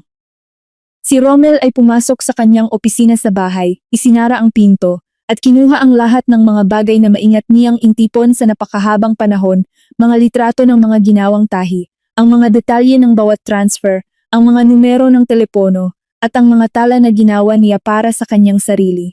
Alam na niya na hindi na maaaring umasa lamang sa hula. Sapagkat kung ang sinabi ni Aling Dory ay totoo, na kung wala ang pera ng aming pamilya sa Bulacan, hindi mananatiling maayos ang kanilang bahay, kaya naman ang inisip ng kanyang ina ay hindi lamang ang pera nila ni Rommel. Ang tinutukoy niya ay maaaring ang ari-arian ng aking mga magulang. Nang makarating na ako sa bahay ng aking mga magulang sa Bulacan, nagrinig na ng tawag ng aking asawa. Marisol, sabi niya, ang kanyang boses ay mas mababa at mas matindi kaysa karaniwan. Mula ngayon, huwag kang makipag-usap tungkol sa lupa o ari-arian ng inyong mga magulang sa pamamagitan ng telepono sa kahit sino, kahit sa mga kakilala. Natigilan ako sa gitna ng bakuran, hawak pa rin ang aking bag. May nangyari ba roon, Rommel? Ilang segundo na tahimik bago sumagot ang aking asawa. Ang utang ni nanay ay maaaring mas malaki kaysa sa akala ko. Hindi ko pa sigurado para sabihin, manatili ka muna sa Bulacan, huwag kang magmadaling bumalik. Bawas ng tawag. Tumingin ako sa bahay na nakapaligid sa akin, ang lumang bahay ng aming pamilya, ang taningan ng aking tatay sa likod, ang katahimikan ng probinsya. Bakit ang isang lugar na ganito, ang kapayapaan ay kailangan pang maisinangkot sa isang problema ng utang na wala man lang alam ang aking mga magulang? Kinabukasan naghanap si Rommel ng isang babaeng nakilahok sa paluwagan kasama si Aling Dory, si Ate Clara, paminsan-minsang pumupunta sa kanilang bahay para umiinom ng tsaa. Sa simula ay nag-alinlangan si Ate Clara, ngunit nang sinabi ni Rommel na kailangan niyang malaman ang tunay na kalagayan ng kanyang ina para maiwasang patuloy itong humiram, sumagot na rin ang babae. Ang paluwagan na pinamamahalaan ni Ate Glenda ay nagkaroon ng problema ilang buwan na ang nakalipas. Ang mga unang rounds ay regular pa ang bayad kaya mas nagtiwala ang mga kalahok. Ang iba ay nagdagdag pa ng mas malaking halaga. Ganito rin ang ginawa ni Aling Dory. Nakita niya na maayos ang unang ilang rounds, nagsimulang maglagak ng mas malaki. Noong nagsimulang magpaliban ang paluwagan, sa halip na tumigil ay nag-isip pa rin siya na kailangan lamang mag-antay ng isa pang round para mabawi ang lahat. Nagbuntong hininga si Ate Clara. Ang pinakamapanganib ay ang bawat isa ay nag-aakala na siya ang makakaalis bago pagumuho ang lahat. Tinanong ni Rommel, magkano ang inilagak ng aking ina? Umiling si Ate Clara. Kung pera lang niya, hindi pa sana ganito kalaki. Ang Ate Dory ay nag-ipon pang pera ng mga kakilala niya. Nagsasabi na mas malaki ang paluwagan kung sabay-sabay ang paglagak, mas malaki rin ang matatanggap. Ikinatigil nito si Rommel, na pagtunayan, si Aling Dory ay hindi lamang isa sa mga kalahok. Dahil sa labis na tiwala niya kay Ate Glenda, tinanggap pa niya ang pera ng iba at siya ang naglagak para sa kanila. May nagbigay ng 30,000, may nagbigay ng higit sa 100. Nang magsimulang magkaroon ng problema ang paluwagan, ang mga ito ay hindi naghanap kay Ate Glenda, naghanap sila kay Aling Dory dahil sa kanya nila ibinigay ang kanilang pera. Kasama ang perang nawala sa paluwagan, ang 80,000 hiniram mula sa amin, at ang iba pang mga utang sa mga kakilala na patuloy niyang hiniram. Ang bilang na tiningnan ni Rommel noon ay halos 680,000 piso. Umupo siya ng matagal na tahimik. Malapit sa 700,000, hindi ito isang halagang mababayaran mula sa ilang buwang suweldo, Ngunit ang pinaka-nakakatakot ay hindi ang bilang mismo. Nagsimula na ring maunawaan ni Rommel kung bakit nag-install ng voice recorder ang kanyang ina sa aking bag. Hindi lamang ito tungkol sa pagkamausisa. Nakita ini Aling Ori ang lupa ang aming mga magulang bilang isang posibleng daan para makalabas sa kanyang sitwasyon. Ngunit hindi pa natapos ang kwento sa puntong iyon. Kaagad pagkatapos na maunawaan ni Rommel ang lubos ng sitwasyon, may dumating na mga bisita sa kanilang bahay. Ate Dory, nandito ba siya? Lumabas si Rommel mula sa loob at nakakita ng 3 tao sa labas ng pintuan, 2 babae at 1 lalaki. Nakilala niya ang isa sa kanila bilang si Ate Lina na ilang beses nang pumunta sa kanilang bahay. Walang marahas ang hitsura ng mga ito, mga ordinaryong taong may pagod na mukha at matagal nang naghihintay para sa kanilang pera. Lumabas si Aling Dory nang marinig ang mga boses mula sa labas. Nang makita ang 3, naging iba ang kanyang ekspresyon, ngunit mabilis na nagpanggap ng katatagan. Bakit kayo nandito uli? Sinabi ko na natatalo rin ako tulad ninyo. Si Ate Lina ay hindi nananahimik. Ate Dory, huwag ng ganyan. Pera ko ang ibinigay ko sa inyo, hindi kay Ate Glenda. Kayo mismo ang nagsabi, ibigay ko sa inyo at kayo na ang bahala. Nagalit si Aling Dory. Pumunta rin ako para tumulong, hindi ko kinukuha ang pera ninyo. Ate Dory, huwag kang magsalita ng ganyan. Mayroon akong text mula sa inyo. Agad na inilabas ni Ate Lina ang kanyang telepono, binuksan ang isang mensahe, at idinulog ito kay Rommel. Sa screen ay nakita ni Rommel ang mga text mula sa numero ng kanyang ina. Isinulat ilang buwan na ang nakakaraan. Ibigay mo sa akin, bahala na ako. Sigurado naman si Ate Glenda, hindi mawawala. Ibinaba ni Rommel ang telepono at tumingin sa kanyang ina. Nagsalita ang isa pang lalaki, mayroon din akong ganyang mensahe. Sinabi ni Ate Dory na sa pangalan niya ko ilagay, kapag may natanggap na hahatiin namin. Nang pinilit ng 3 tao, nawalan ng katiyagan si Aling Dory. Nagsabi siya na kinikilala niya ang sitwasyon at hindi siya takas. Habang nasa gitna ng kanilang usapan, nagsalita ng biglang si Ate Lina, bahagyang niya may kalituhan, ngunit nasabing hindi na niya mapipigilan. Siguro naman ay wala ka pang pera ngayon, Ate Dory, pero sinabi mo noon na ang manugang mo ay may lupa, at ikaw ay hindi maubusan ng paraan. Tumigil ang lahat. Tumingin si Rommel sa kanyang ina, ang kanyang mga mata ay naging mas malamig kaysa sa dati. Dahan-dahang umalis ang 3 bisita pagkatapos ng ilang sandaling pag-uusap. Sinabi ni Rommel sa kanila na hinihiling niya ang 3 araw para pag-usapan kasama ang kanyang ina ang bawat halaga. At sinabi rin niya ng malinaw, ang pinagkakautangan ni nanay na direkta sa kanya, handa naming harapin iyon. Ngunit ang lupa ng bahay ng aking asawa ay walang kinalaman sa lahat ng ito. Nang lumabas na ang mga bisita, nakatayo na lamang si Aling Dory at si Rommel sa bakuran. Isinara ni Rommel ang pintuan at lumingon. Hindi na siya sumigaw. Doon mismo ay ang katahimikan ng kanyang tinig ang siyang mas nakakabagabag. Nanay, ano ang plano ninyong gawin sa lupa ng mga magulang ni Marisol? Nagpalaya si Aling Dory. Hindi ko gagawin iyon, sinabi ko lang na ang manugang ko ay hindi mauubusan ng paraan. Humakbang pasulong si Rommel. Para sa utang ba ninyo, nanay? Tumingin sa kanya si Aling Dory at ang kanyang boses ay puno ng inis. Mayroon bang mas madaling paraan? Kung may lupa naman ang pamilya nila at ang asawa niya ay anak nila, hindi ito malayo. Ang paliwanag na ito ay nagpakita sa Rommel ng pinaka-mapanganib na bahagi ng lahat. Hindi ito isang desisyon na ginawa sa kagipitan o sa pagkakamali. Ang kanyang ina ay talagang naniniwala na dahil asawa na ni Marisol ang kanyang anak, ang ari-arian ng pamilya ni Marisol ay isang bagay na maaari niyang isaalang-alang kapag kailangan ng pamilya. Nang gabing iyon, tinawagan na rin ako ni Rommel at ikinuwento ang lahat. Nang marinig ko ang buong kwento, naunawaan ko kung bakit si Rommel ay hindi nagmadaling ibulgar ang natuklasang voice recorder, sapagkat bawat pagkakataon na mabunyag niya ang isang lihim, lagi pang may lumalabas na karagdagang pera, karagdagang kasinungalingan at karagdagang taong naenganyo lumahok. Bumalik ako sa bahay ng gabing iyon. Naroroon si Aling Dory, si Rommel at 3 mukha ang naghaharap sa isa't isa ng walang handaan.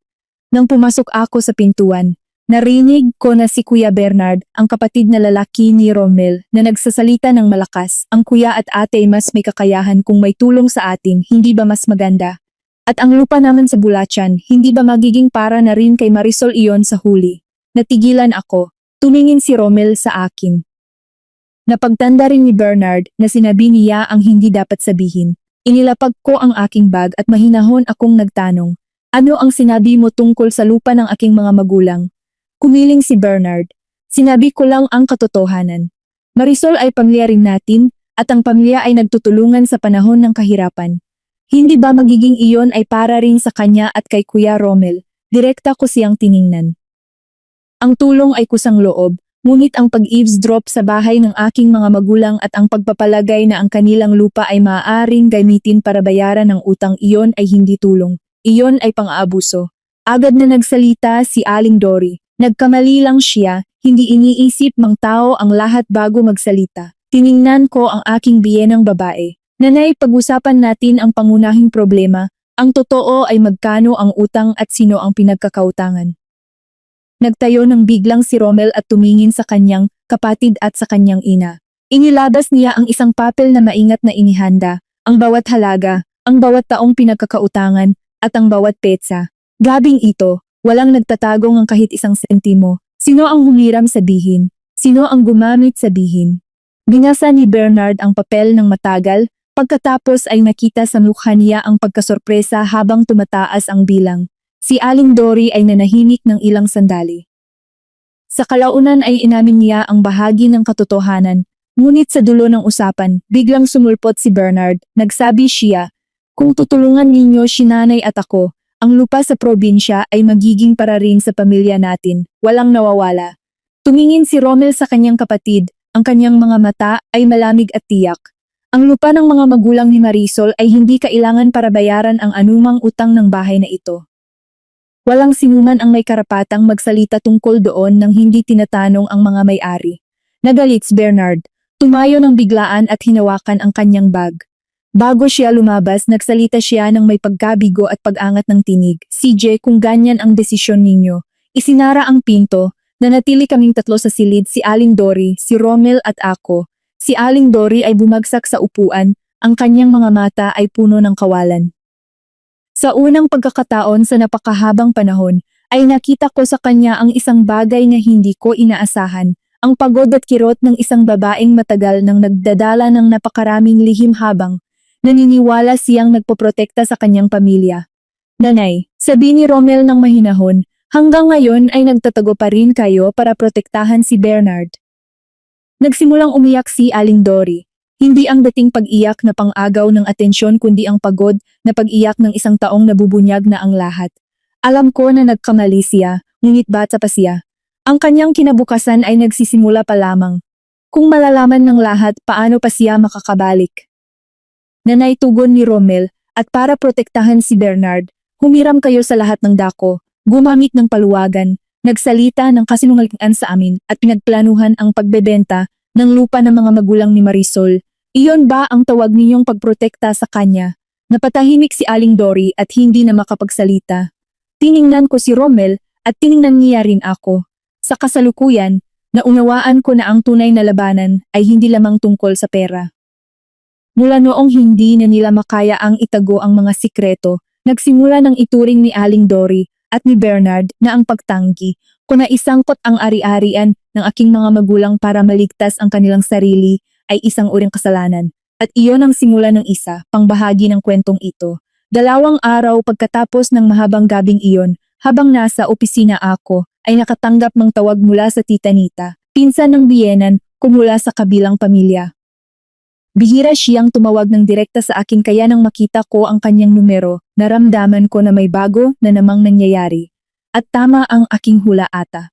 Pagkatapos ng ilang karaniwang tanong, ibinabang kanyang boses, Marisol, nabalitaan ko ay nahirapan ang inyong biyenang babae sa pera. Kung mayroon kayong kakayahan, tulungan ninyo siya ng kaunti, matanda na siya, kawawa naman kung pabayaan, napatigil ako. Halos 2 araw pa lamang ang lumipas mula nang mangyari ang lahat sa bahay, ngunit nakarating na ito sa mga kamag-anak. Tinanong ko kung saan niya narinig ito. Nag-alinlangan si Tita Nita bago sumagot. Nagpabalita si Ate Dory sa ilang tao. At ang kwento niya sa mga kamag-anak ay hindi katulad ng totoo. Wala ritong voice recorder na nakatago sa bag. Wala ritong salaysay ng kanyang pag-eavesdrop. Wala ritong 80,000 piso na iniutang sa pamamagitan ng kasinungalingan. At higit sa lahat, wala ritong balak na gamitin ang lupa ng aming pamilya sa Bulacan para bayaran ang kanyang mga utang. Ang bersyon niya ay mas simple. Isang matandang babae na nalinlang sa paluwagan. Isang manugang na may trabaho at may lupang magulang ngunit ayaw tumulong. Mahinahon akong sumagot, "Tita, mahaba ang kwento.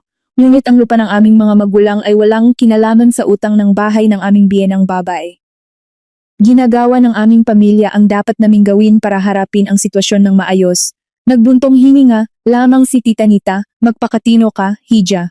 Huwag hayaang sabihin ng mga tao na manugang ka at hindi mapagkakatiwalaan." Nagpasalamat ako at ibinaba ang telepono, ngunit ang aking puso ay puno ng pagod at panlulumo. Sa loob ng isang hapon, 3 tao pa ang tumawag, halos parehong nilalaman.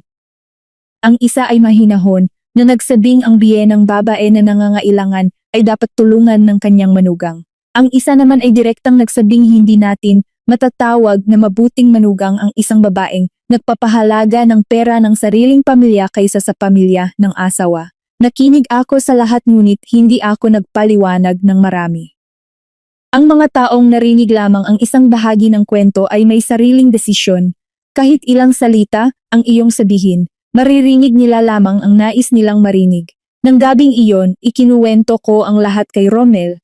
Nang marinig niya ito, nagalit siya at kaagad na huminawak ng telepono para tawagan ng bawat isa at ipaliwanag ang tunay na nangyari. Hinawakan ko ang kanyang kamay. "Huwag, Romel," nagulat siya sa akin.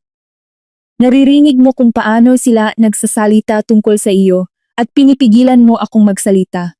Umiling ako. Mas malaki ang magiging ingay kapag ikaw ang tumawag. Ang gusto nilang marinig ay ang isang salaysay at ang katotohanan ay hindi iyon. Ang pinakamahalagang bagay ngayon ay malaman ng eksakto ang buong halaga ng utang, kung sino ang pinagkakautangan at mapigilan si nanay na humiram pa. Kung patuloy tayong sumusunod sa bawat pahayag, sa susunod na ilang buwan ay lalaki pa ang bilang at tunay na hindi na natin mahahawakan. Nanahimik si Romel ng matagal at sa huli ay tumango. Kinabukasan, hiniling ni Romel sa kanyang ina na tipunin ang lahat ng kaugnay na dokumento. Mga resibo ng utang, kasaysayan ng transfer, at lahat ng account na ginagamit niya para makaiwas sa pagpapatuloy ng pagkuha ng pera mula sa isang lugar para bayaran ang isa pa. Nang marinig ito ni Aling Dory, sumabog siya. "Kukuhanin mo ba ang lahat ng pera ko?" Nanatiling kalmado si Romel. "Hindi ko kukuhanin ang kahit isang sentimo ng pera ninyo, nanay. Kailangan ko lamang malaman ang lahat ng pinagkakautangan ninyo bago kayo humiram ng kahit isang pisong bago." Nagalit siya, "Pera ko ito, gagawin ko ang gusto ko." Sumagot si Romel, "Iyon ay tama. Ngunit ang bawat halagang hiniram ninyo sa pangalan namin o ginagamit ninyo, ang aming pera para bayaran ay hindi na lamang pera ninyo." Nagalit si Aling Dory at nagtapon ng papel papunta sa mesa bago pumasok sa kusina. Nang hapon, umupo kaming magkasama at suriin ang bawat bahagi. Ang mga bilang kaugnay kay Ate Glenda ay unti-unting nagiging malinaw. Ang mga pinadalang pera para kay Bernard ay natanggal na rin.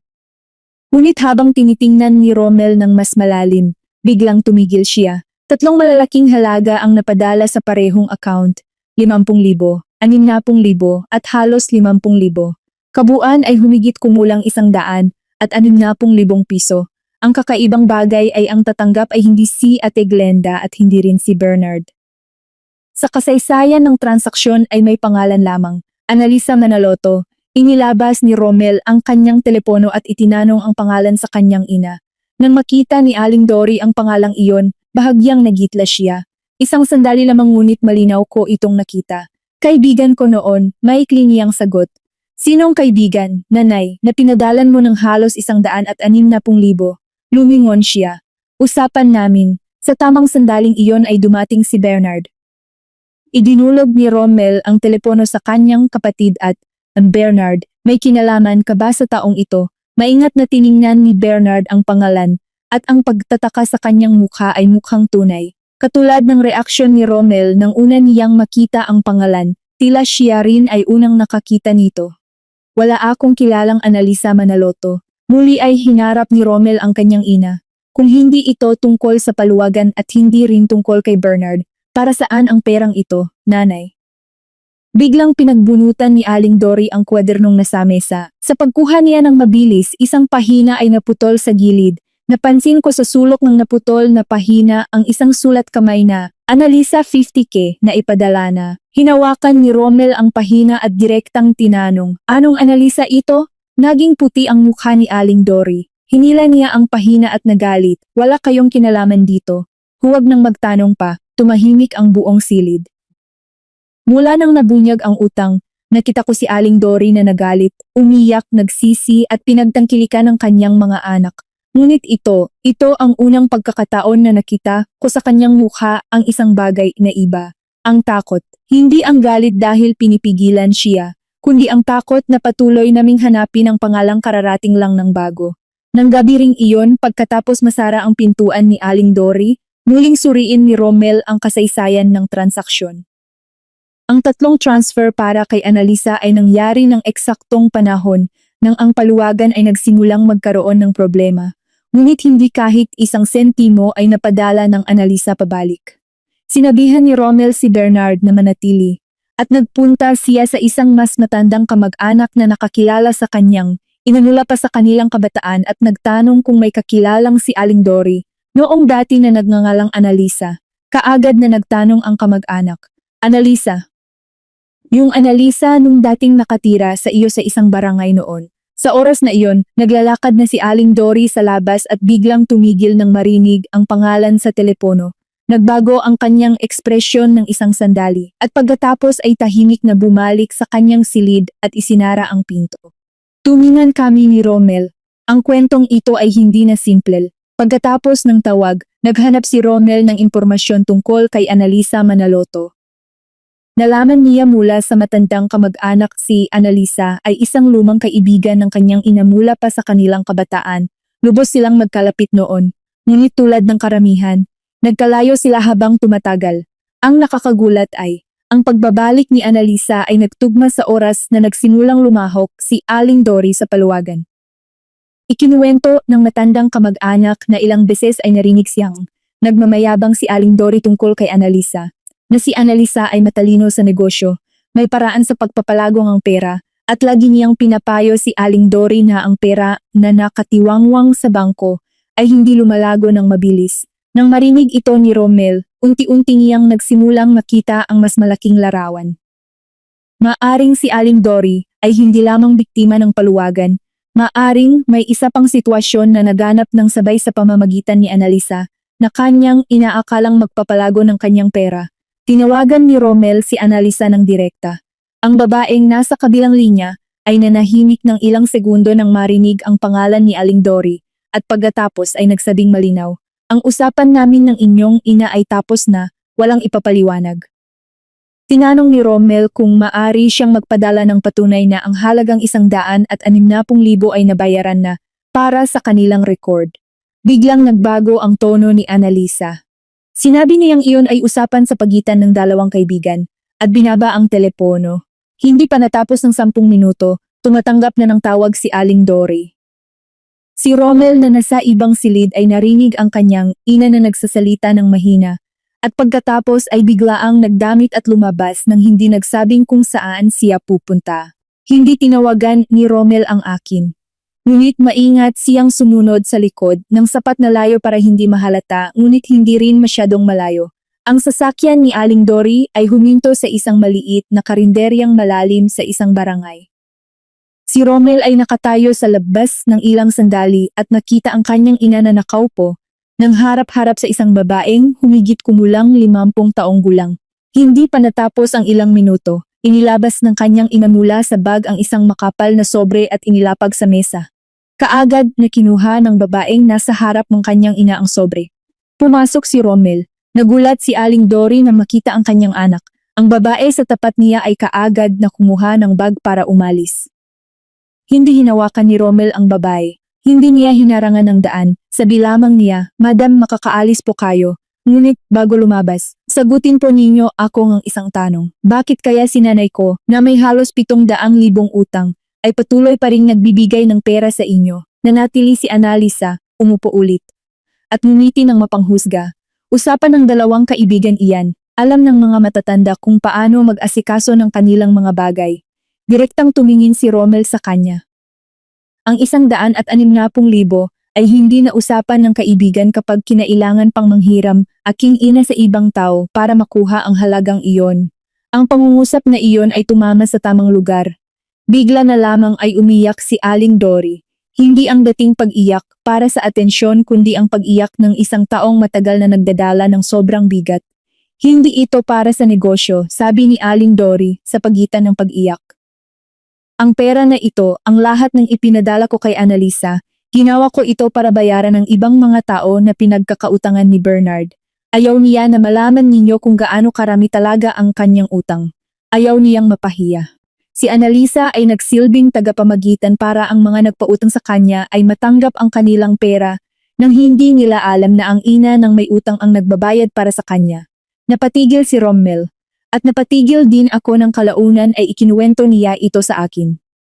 Si Annalisa ay hindi isang manloloko. Ang pera ay pumunta pa rin para bayaran ang mga utang ni Bernard. Ngunit ito ay nagpapatunay na ang kabuuang perang inilabas ni Aling Dory para sa kanyang anak ay higit pa sa lahat ng aming naikalkula. Sinubukan ni Rommel na pagsamahin ang lahat, pera kay Bernard, humigit kumulang 210,000. Pera sa paluwagan, halos 350,000. Pera na hiniram sa amin, 80,000. Pera para kay Annalisa para sa mga natitirang utang ni Bernard 160,000. Kabuuan, mahigit sa 780,000 piso. Pagkatapos ay biglang nagsalita si Annalisa nang nakaupo sa mesa. Ate Dory, sabihin mo na ng buo. Ang paluwagan ay si Bernard mismo ang nagpakilala ng tagapamuno roon. Sa simula pa nagkakaroon ng komisyon si Bernard para sa bawat taong nairekomenda niya. Ang ate ay isa sa pinakamalaking inirekomendang kalahok. Natakpan ang paghinga ni Rommel. Nanay, si Bernard din ang nagpakilala ng paluwagan sa inyo. Walang ibang paraan para makaiwas si Aling Dory. Inamin niya, tama iyon. Si Bernard ang nagpakilala ng tagapamuno sa kanya. Noong una, regular pa ang paluwagan at nakakakuha si Bernard ng kaunting komisyon. Habang nagtitiwala ng higit si Aling Dory, mas maraming inilagak at lalong lumalaki ang komisyon ng kanyang anak sa bawat na irekomenda niya. Nang nagsimulang magkaroon ng problema ang paluwagan, alam na ni Bernard ang tunay na sitwasyon. Ngunit hindi niya sinabi sa kanyang ina.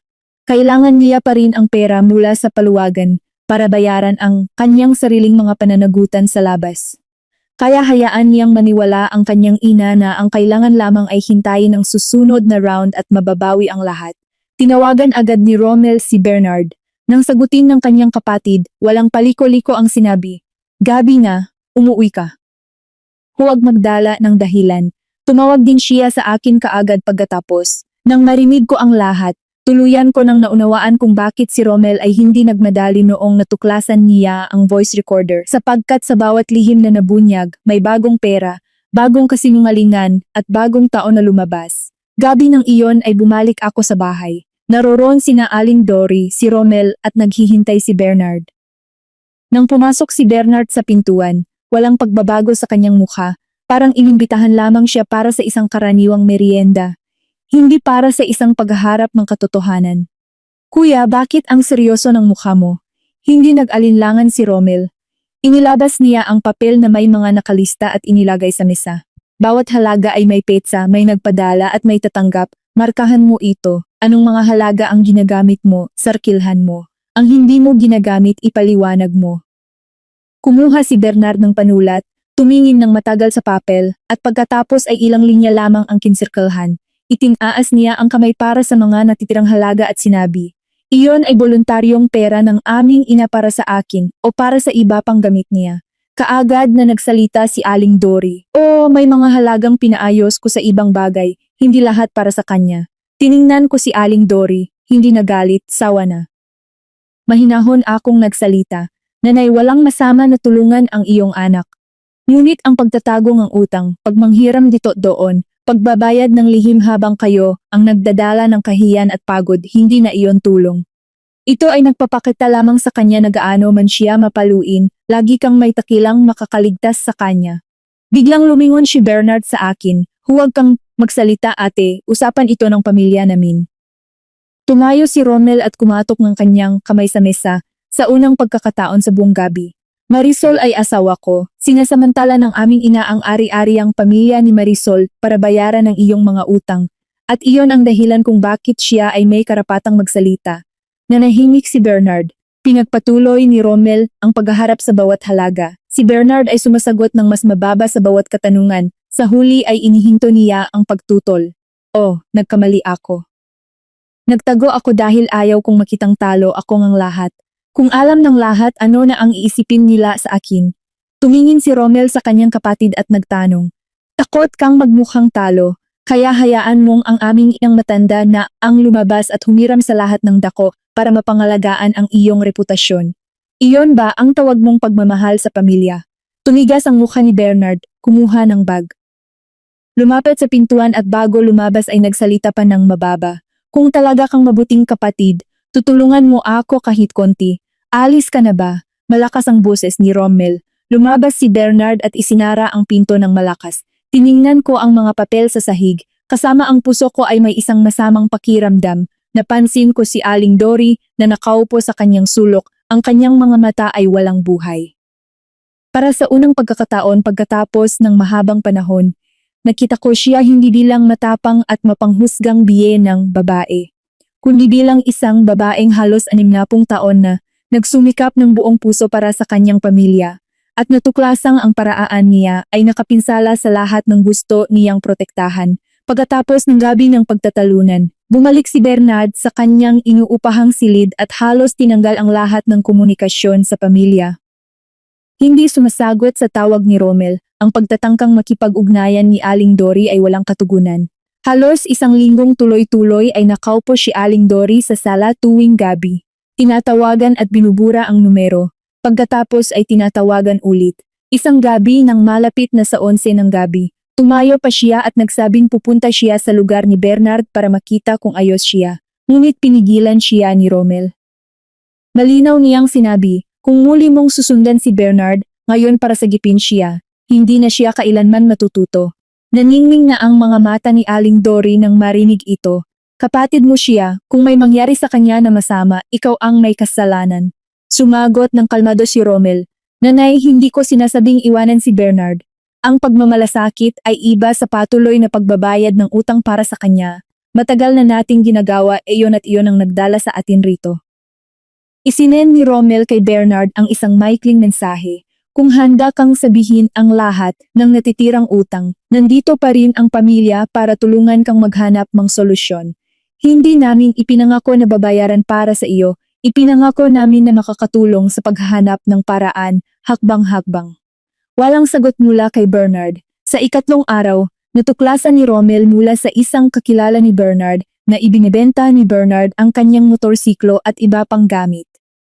Sa simula, naramdaman ko ng kaunting kaginhawahan. Naisip ko na nagsimula ng ibenta ni Bernard ang kanyang sariling ari-arian sa halip na patuloy na umasa sa ibang tao. Ngunit ilang oras lamang, nalaman ni Rommel ang tunay na dahilan. Hindi nagbebenta si Bernard para mabawasan ang utang. Pinagtitipon-tipon niya ng pera para maging paunang bayad sa isang personal loan na may mataas na interes para bayaran ang mga taong nagmamadaling humingi ng pera at sa pagkakataon ay muling magnegosyo para mabawi ang lahat. Sa madaling salita, ginagawa pa rin ni Bernard ang eksaktong paraan na nagpapalubha sa kanya mula pa sa simula. Pagkuha ng bagong utang para takpan ang lumang utang. Nahanap ni Rommel si Bernard at direktang nagpunta sa kanyang silid. Kasama rin ako para huwag masungitan ang dalawang magkapatid nang wala akong pamamagitan. Ang silid ni Bernard ay mas maliit kaysa sa aking inaasahan. Marami nang nawala sa mga gamit. Ang mahal na telepono ay nandoon, panguunit ang mga kagamitan sa trabaho na dati niyang dala sa dalhin sa mga pagpupulong ay wala na. Kuya, nagpunta kayo para tiyaking nag-iimpok na ba ako? Tanong ni Bernard nang makita niya kami. Hindi nag-alinlangan si Rommel. Inilabas niya ang isang papel na may kalkulasyon at inilapag sa mesa sa. Tingnan mo muna ito. Sa papel ay nakalarawan ang halaga ng balak na hiram ni Bernard, ang buwanang interes na kailangan niyang bayaran, at ang kabuuang halaga pagkatapos ng ilang buwan kung patuloy ang pag-ikot. Itinuro ni Rommel ang bawat bilang. Iniisip mong sa pagkuha ng loan na ito ay makakakilos ka, ngunit 1 hanggang 2 buwan na wala kang maayos na trabaho. ang interes ay papasok sa utang. Sa oras na iyon ay mas mabigat ka pa kaysa ngayon.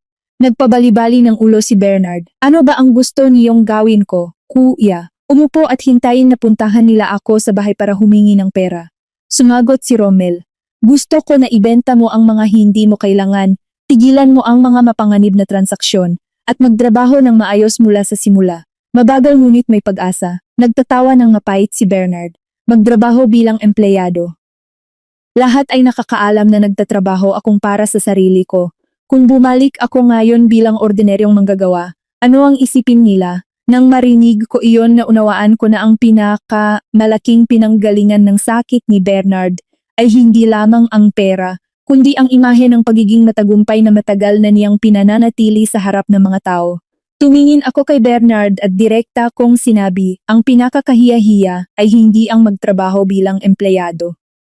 Ang pinakakahiya-hiya ay hayaang ang iyong matandang ina ang lumabas at humiram ng pera sa lahat ng dako para mapanatili ang iyong imahe. Lumingon ng bigla si Bernard sa akin, pula ang kanyang mukha. Sige na ate, hindi na ako nagsalita pa.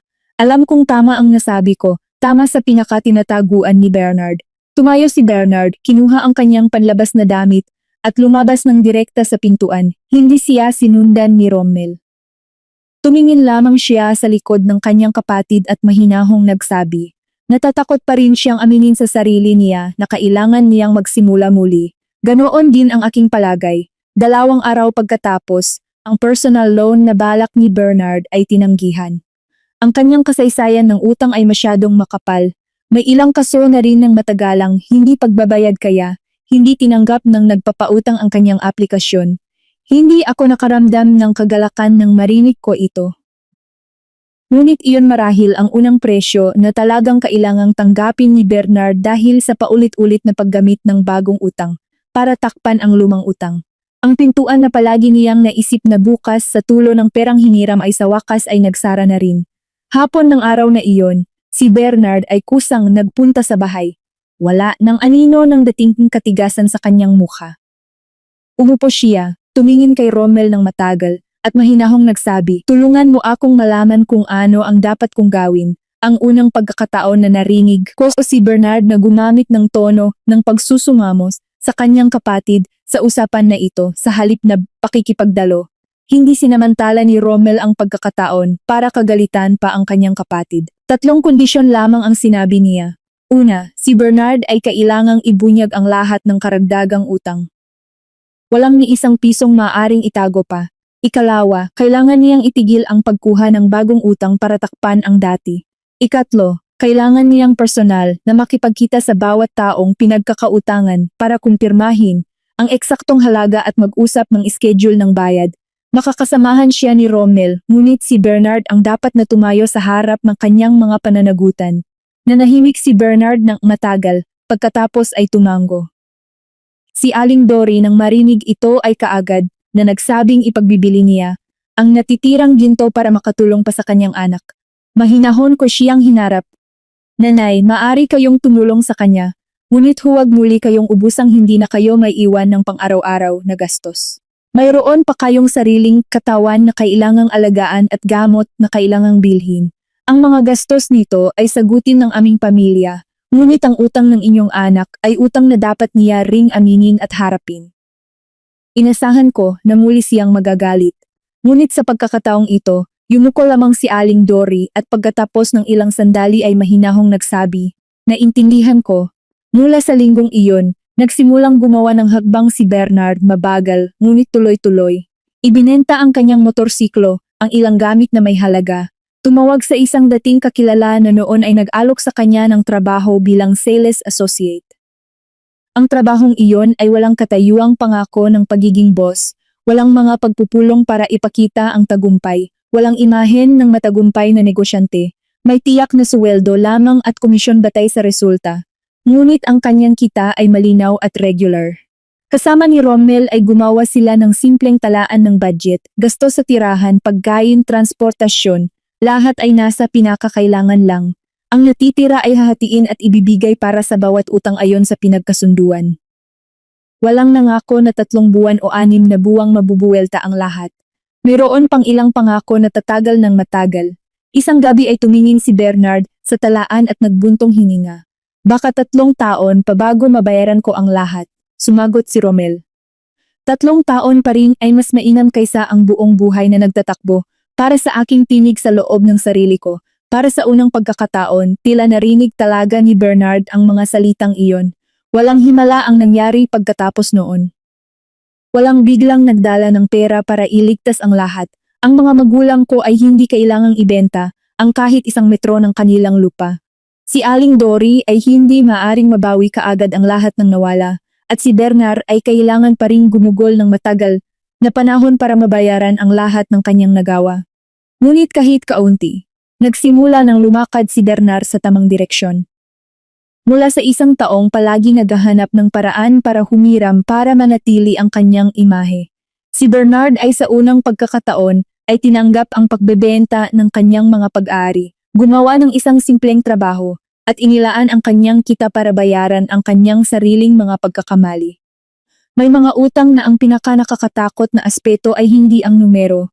Ang pinaka-nakakatakot ay ang nangangutang ay naniniwala na palagi siyang may iba pang tao na magbabayad para sa kanya. At para kay Bernard sa unang pagkakataon sa kanyang buhay, ang taong nakaharap sa kanyang utang ay siya na lamang mismo. Nang sa huli ay mayroon ng malinaw na solusyon para sa sitwasyon ni Bernard. Akala ko ay magiginhawa na kahit kaunti ang loob ng bahay.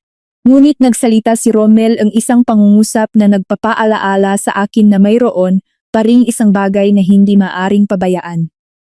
Sinabi niya, ang kwento ni Bernard ay kwento ni Bernard, ngunit ang pagtatago ng aking ina ng voice recorder sa iyong bag, ang paggamit ng impormasyon mula sa iyong mga magulang para ipangako sa ibang tao, hindi ito maaaring ituring na hindi nangyari dahil abala na tayong lahat sa pag-aayos ng pera. Nanahimik ako, sapagkat totoo rin ang palagay ko. Kung ang lahat ay tututok lamang sa paglutas ng pera, at palalampasing parang walang nangyari ang ginawa ni Aling Dory sa akin at sa aking pamilya, ang pinakamalaking kasalanan ay hindi pa rin matatawag sa tamang pangalan. Nang gabing iyon, malinaw na sinabi ni Romel sa kanyang ina, "Nanay, kailangan ninyong humingi ng tawad kay Marisol at personal na humingi ng tawad sa mga magulang niya." Nagsabog agad si Aling Dory. "Pinaghirapan ko ang buhay sa bahay na ito. Ngayon ay pilitin mo pa akong pumunta sa bahay ng inyong biyenan at yumuko. Ang mga bagay sa loob ng pamilya ay sa loob dapat ayusin, hindi pwedeng dalhin sa labas para pagtatawanan." Hindi nag-iyak si Romel. Mahinahon niyang sinabi, "Nanay, pinakinggan ninyo ang mga pag-uusap ng ibang tao ng lihim. Ginamit ninyo ang ari-ariang pag-aari ng ibang tao bilang kolateral ng hindi tinanong ang mga may-ari. Hindi na ito usapan lamang ng loob ng tahanan natin." Lumingon si Aling Dory sa akin, ang kanyang mga mata ay puno ng pag-iingat. Marahil inaakalang sasamantalahin ko ang pagkakataon para humigupit sa kanya.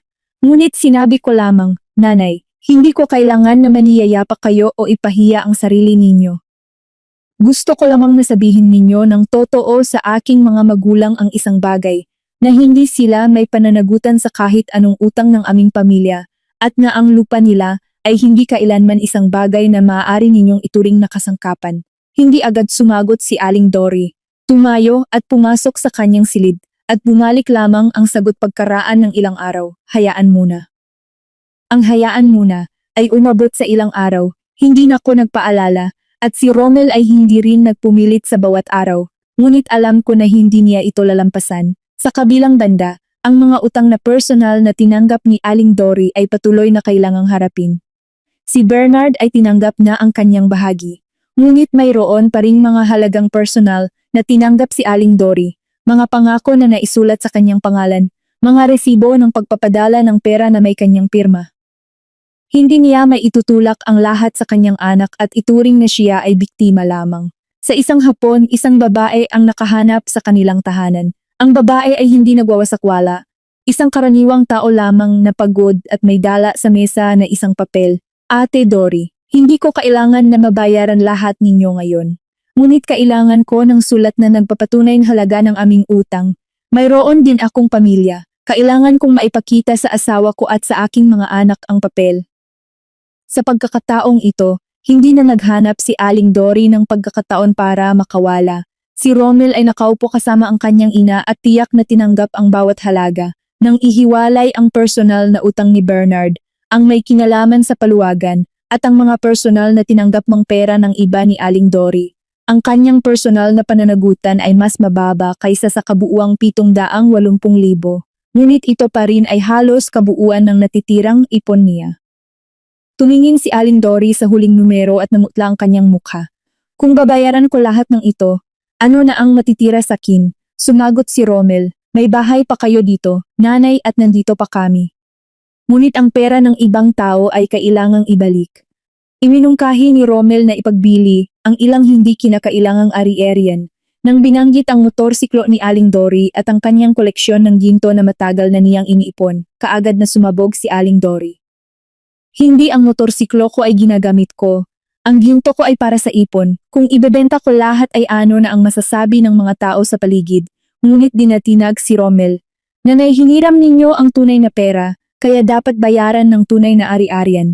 Hindi maaaring panatilihin ang hitsura ng pagtatagumpay gamit ang pera ng ibang tao. Ang pangungusap na iyon ay tumahimik sa kanya. Alam ko na ang motorsiklo at ang ginto ay hindi lamang mga bagay na pangpraktika para kay Aling Dory. Para sa kanya, ang mga ito ay mga patunay na hindi siya nabigo, na mayroon pa siyang ari-arian, na hindi siya nagpalalaos sa paningin ng mga nakapaligid. Matagal na niyang pinagtutuunan kung sino ang may magandang motorsiklo, kung sino ang may gintong alahas, kung sino sa barangay ang mukhang maayos ang buhay. Kaya ang pagbebenta ng mga ito ay para sa kanya ay tulad ng pag-amin sa lahat na siya ay nabigo, ngunit sa huli ay ibinenta pa rin niya ang mga ito. Nang kunin ng mamimili ang motorsiklo, nakatayo si Aling Dory sa labas at matagal na tumingin. Nang lumayo ang sasakyan, bunalik siya sa loob ng tahanan nang hindi nagsasalita. Ilang araw pagkatapos, ang balita ng kanyang mahirap na sitwasyon ay nakarating na rin sa kapitbahayan. Ang pinaka-kinakatakutan ni Aling Dory ay nangyari na, ngunit hindi katulad ng kanyang inaasahan. Walang tumayo sa labas ng pintuan para tuksuhin siya. Isang kapitbahay pa ang dumating para sabihin, Ate Dory, lahat naman tayo ay nagkakamali. Kung nabawi ang lahat ay maayos na, mas mabuti pa kaysa sa pinagsisihan habang buhay. Ang iba ay nagpayong huwag na siyang makiisa sa mga paluwagan o mga usapit ng pera na hindi malinaw, walang pagtatawanan, walang itinuturing na kahiya-hiya ang pagbebenta ng motorsiklo o ginto. Napansin ko na mula noon, si Aling Dory ay hindi nagaanong nagbanggit ng dalawang salitang mukha ko. Marahil sa sandaling iyon ay napagtanto niya na ang napakaraming bagay na nagawa niya, ang pagkakasangkot ng maraming tao, ang pinsala sa aming pamilya, ang karamihan ay nanggaling sa kanyang pagkatakot na makita ng mga tao na siya ay nabigo. Sinubukan niyang panatilihin ang imahe ni Bernard, pinanatili ang kanyang sariling imahe, at sa huli ay nawala ang mas mahalaga, ang tiwala ng kanyang pamilya. Ilang araw pagkatapos, biglang tinawagan ni Aling Dory si Rommel at sinabi, bukas samahan mo akong pumunta sa Bulacan. Hindi nagtanong si Rommel, tumanggo lamang, hindi ko alam ang balak nila ng gabing iyon. Kinabukasan ay pumunta pa rin ako sa trabaho ng karaniwang oras. Kalaunan ay kinagabihan na ikinuwento sa akin ng aking nanay ang nangyari. Si Aling Dory ay pumunta sa aming bahay sa Bulacan ng umaga. Pagtigil ng sasakyan sa labas ng bakuran, nanatiling nakatayo siya sa labas ng matagal ayaw pumasok. Sabi ni Rommel, Nanay, nandito na tayo, pumasok na. Sa sandaling iyon, lumabas ang aking tatay mula sa taniman sa likod. Nang makita niya si Aling Dory, sandali lang siyang natigilan at pagkatapos ay binuksan ang bakuran at nagsabing natural. Halina, ate, uminom muna kayong tsaa. Walang pangungusap na nagpaparusa, ang katahimikan ng aking tatay, ang siyang higit na nagpahirap sa lahat para kay Aling Dory. Nagbuhos ng tsaa ang aking tatay, ang aking nanay ay nakaupo sa tabi. Si Aling Dory ay nanatiling nakaharap sa misa at ang kanyang dalawang kamay ay palipat-lipat ang pagsipit. Sa kalaunan ay inangat niya ang kanyang tingin. Ang kanyang buses ay mas mababa kaysa sa aking nakikilala sa kanya. Patawarin na ninyo ako, kuya at ate. Nagkamali ako sa pagkakaunawa ko kay Marisol at hinihingi ko rin ang tawad ninyo dahil ninais kong makialam sa ari-arian ninyo para sa problema ng aming pamilya. Iyon ay hindi akin, hindi ko karapatan na gawin iyon, nanahimik ang aking mga magulang. At si Aling Dory ay nagpatuloy, ang lupa ninyo ay wala sa kontrol ko. Nagkamali ako na pinag-isipan ko iyon para sa aming utang. Wala kayo sa problema na ito at hindi ko maaaring hilahin kayo rito. Mahinahon lang sumagot ang aking nanay, ang pera ay nawawala at mababawi. Ang pagkawala ng tiwala ang kapamilya, mas mahirap ate. Yumuko si Aling Dory. Hindi siya pinagalitan ng kahit sino. Hindi siya pinaalala ng voice recorder para mapahiya siya. Ang aking tatay ay nagsabing, tapos na ang lumipas, mula ngayon, alamin mo sa iyong ginawa, at huwag hayaang ang mga anak ay mag-away dahil sa pera. Ngunit dahil walang pinagalitan sa kanya, walang lugar na matatakas si Aling Dory mula sa kanyang sariling kasalanan. Nang gabi ng pagbabalik nila sa bahay, dumaan si Aling Dory sa aking tabi at tumigil. Hindi siya direktang tumingin sa aking mga mata, nagsabi lamang ng mababa, nagpunta na ako at nakipag-usap na sa iyong mga magulang. Tumango ako. Alam ko, nanatili siyang nakatayo ng ilang sandali at pagkatapos ay pumasok sa kanyang silid. Hindi ako nakaramdam ng katuwaan. Sapagkat sa sandaling iyon ay napagtanto ko na ang pinakamabigat na parusa para kay Aling Dory ay hindi ang pagkawala ng motorsiklo ng ginto o ang pagpunta sa aming bahay sa Bulacan para humingi ng tawad, kundi ang pagkakataong ito. Para sa unang pagkakataon, natumingin siya sa kanyang sariling anino at kilalanin na dahil sa pagpahalaga sa imahe, sa maling paraan ng pagmamahal sa kanyang anak, at sa pagnanasa na mabawi ang perang nawala, siya ay naging taong handang lumampas sa mga may karapatang hindi niyang lulagpasan. Pagkatapos na pumunta si Aling Dory sa aming bahay sa Bulacan para humingi ng tawad, nagbago ng malaki ang atmosfera sa loob ng aming tahanan. Walang paulit-ulit na pag-alala sa nakaraang alitan bawat araw, wala nang mabibigat na salitaan tulad ng dati. Ngunit mayroon pa ring isang katahimikang hindi madaling pangalanan sa pagitan namin. Isang gabi pagkatapos natulog na ang lahat, umupo si Romel sa tabi ko at direktang nagtanong, Marisol, gusto mo pa bang makisama kay nanay dito? Kung hindi mo na talaga kaya, handa akong maghanap ng ibang kaayusan. Alam ko na tinanong niya ito hindi para alamin kung ano ang gusto niya. Tunay niyang nais na bigyan ako ng karapatang magpasya pagkatapos ng lahat ng nangyari. Matagal akong nag-isip bago sumagot. Galit pa rin ako sa kanya. Iyon ay totoo. May mga bagay na hindi ko kayang ituring na hindi nangyari. Ngunit hindi ko rin nais na dahil sa isang malaking bagay ay itulak natin siya palabas, na parang hindi na siya nanay mo. Tiningnan ko si Romel at nagpatuloy. Matanda na si nanay, halos wala na siyang ipon.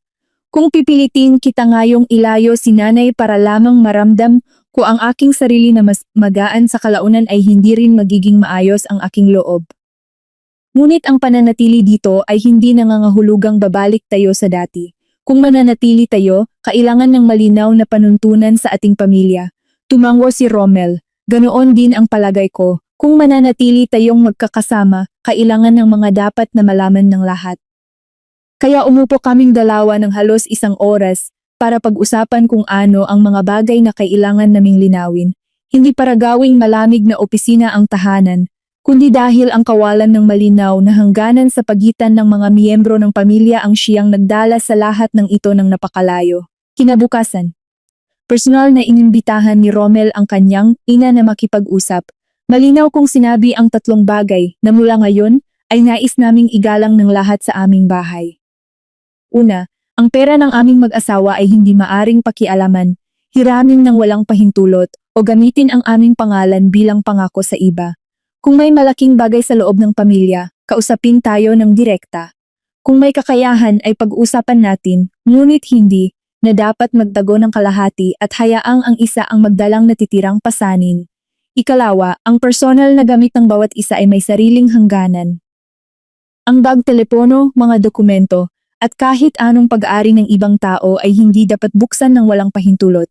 Ikatlo, ang bawat malaking utang o tulong sa pananalapi na kailangan ng pamilya ay dapat sabihin ng malinaw sa umpisa pa lamang, sino ang hingiram para saan magkano, at paano maibabalik. Doon ay tumigil ako ng sandali bago sabihin ang pinakamahalaga para sa akin.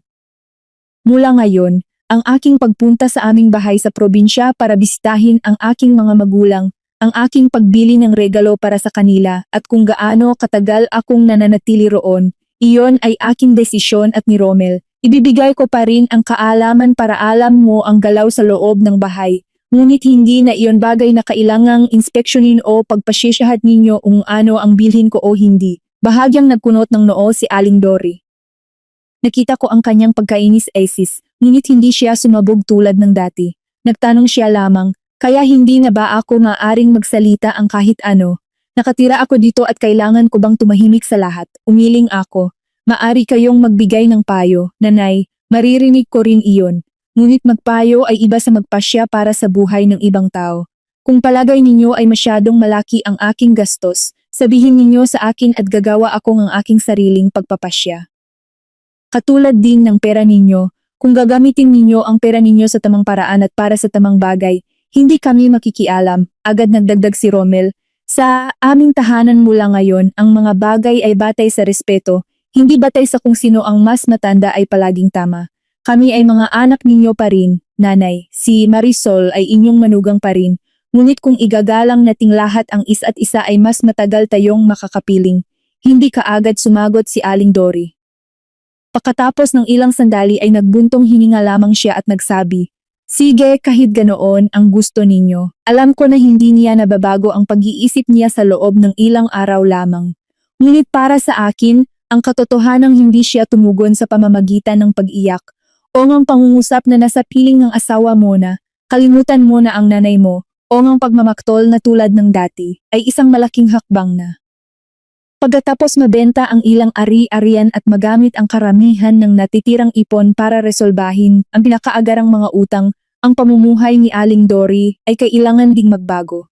Dati, hindi siya nagbibilang ng kanyang gastos, bibilhin kung ano ang gusto niya, paminsan-minsang makiisa sa mga pagtitipon nang walang tinitingnan ang kakayahan niya. Ngayon, ang natitirang pera ay hindi na gaanong karami. Kusang loob ko itong inisyatibo, na naibigyan ninyo ako ng pagkakataon na makita ang mga tiyak na gastos ninyo bawat buwan. Tulungan ko kayong ayusin. Matagal niya akong tiningnan, marahil nagulat na pagkatapos ng lahat ng nangyari ay nagpapalapit pa rin ako para tulungan siya sa kanyang budget. Hindi ko ibinigay sa kanya ang malaking halaga para gamitin niya ng sarili niyang kagustuhan tulad ng dati. Ginawa ko ang isang listahan ng malinaw na kategorya, pagkain, gasto sa kuryente at tubig, gamot para sa kanyang presyon ng dugo at mga kasukasuan, isang maliit na halaga para sa personal na pangangailangan. At importante, palaging may nakalaan na kaunting pondo para sa kung sakaling magkasakit. Tumingin siya sa aking listahan at nagtanong, "Hindi ka natatakot na muling gamitin ko ang perang ito sa ibang bagay?" Nagsalita ako ng totoo. Hindi kita pababayaan, nanay. Ngunit hindi rin ako magtatanggal ng pananagutan na kayo mismo at si Bernard ang dapat harapin. Ang gastos sa pagkain at gamot ninyo. Iyan ay bahagi ng aming pamilya. Ngunit kung muli kayong manghiram o magdala ng pera kahit saan ng lihim sa amin, hindi na ako tutungtong sa utang na iyon. Yumuko si Aling Dory ng matagal. Sa kalaunan ay nagsalita siya ng mababa na halos hindi ko marinig. Naintindihan ko. Si Bernard naman ay nagsimulang magbago, dahan-dahan. Nang unang buwan niyang matanggap ang sweldo sa bagong trabaho, inilipat niya ang tamang halaga para bayaran ang unang tao na sa listahan. Maliit ang halaga, hindi aanong mabawasan ang kabuuang utang. Ngunit hindi siya ginagawa ng masama ni Rommel. Sinabi lamang niya, "Gawin mo lang ito ng tuloy-tuloy." Isang katapusan ng linggo, nagpunta si Bernard sa aming bahay para kumain. Bago siya umalis, may inilabas siyang maliit na halaga mula sa kanyang pitaka at ibinigay sa kanyang ina. "Nanay, ito ang kaunting tulong ko sa inyo. Mula ngayon, huwag na kayong manghiram para sa akin. Kung kulang, makakahanap na ako ng paraan gamit ang aking sariling kita." Tinanggap ni Aling Dory ang pera at ang kanyang mga mata ay namumula. Hindi siya nagsabi ng hindi na kailangan gaya ng dating ugali niya. Hindi rin siya nangako na patuloy pang magsasakripisyo para sa kanyang anak. Tumango lamang siya at inilagay ang pera sa drawer. Ang ugnayan ko at ni Bernard ay hindi pa lubos na maayos. Nagkakausap kami ng magalang, kumakain sa parehong mesa, ngunit walang nagkukunwaring handi. Nangyari ang mga lumipas na pangyayari. Ngunit sa isang pagkakataon, binanggit na isang kamag-anak ang lupa ng aming pamilya sa Bulacan at nagsabi, "Sa oras na mayroon ng lupa si Ate Marisol, makakatulong din siguro sa inyong lado, Bernard."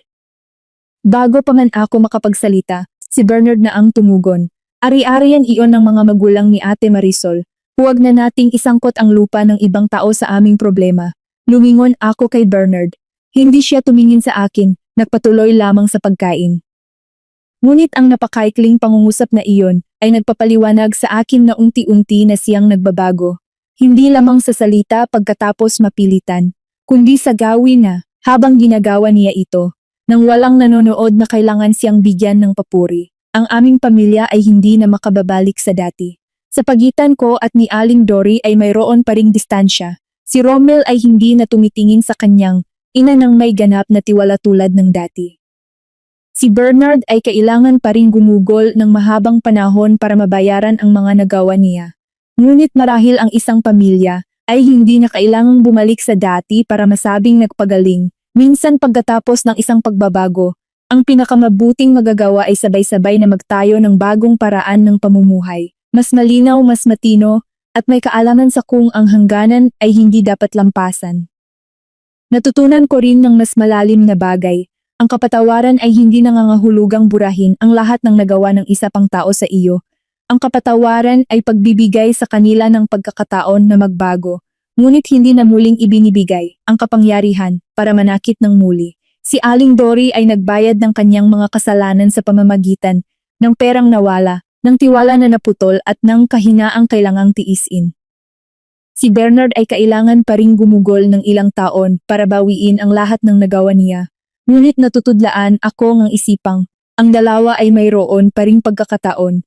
May tahanan pa silang maaring balikan at may mga tao sa loob nito na handang titingnan kung ano ang kanilang ginagawa ngayon, sa halip na laging aalalahanin lamang kung ano ang nagawa nila noong nakaraan. Ang mga magulang ko ay nananatili sa kanilang lumang bahay. Ang taniman sa likod ay buo pa rin. Ang aking tatay ay nagtatanla pa rin ng mga gulay. Ang aking nanay ay nagtutuyot pa rin ng mga halamang gamot sa ilalim ng silong. Tuwing maaraw, walang kahit isang metro ng lupa na kailangang ibenta para bayaran ang pagkakamali ng hindi nila kasalanan. Sa bawat pagkakataon na makita ko ang aking mga magulang na tahimik at maayos sa kanilang buhay, lalong napatunayan sa akin na tama ang aking desisyon noon. Hindi ko alam kung ano pa ang mga darating na pagbabago sa aming pamilya.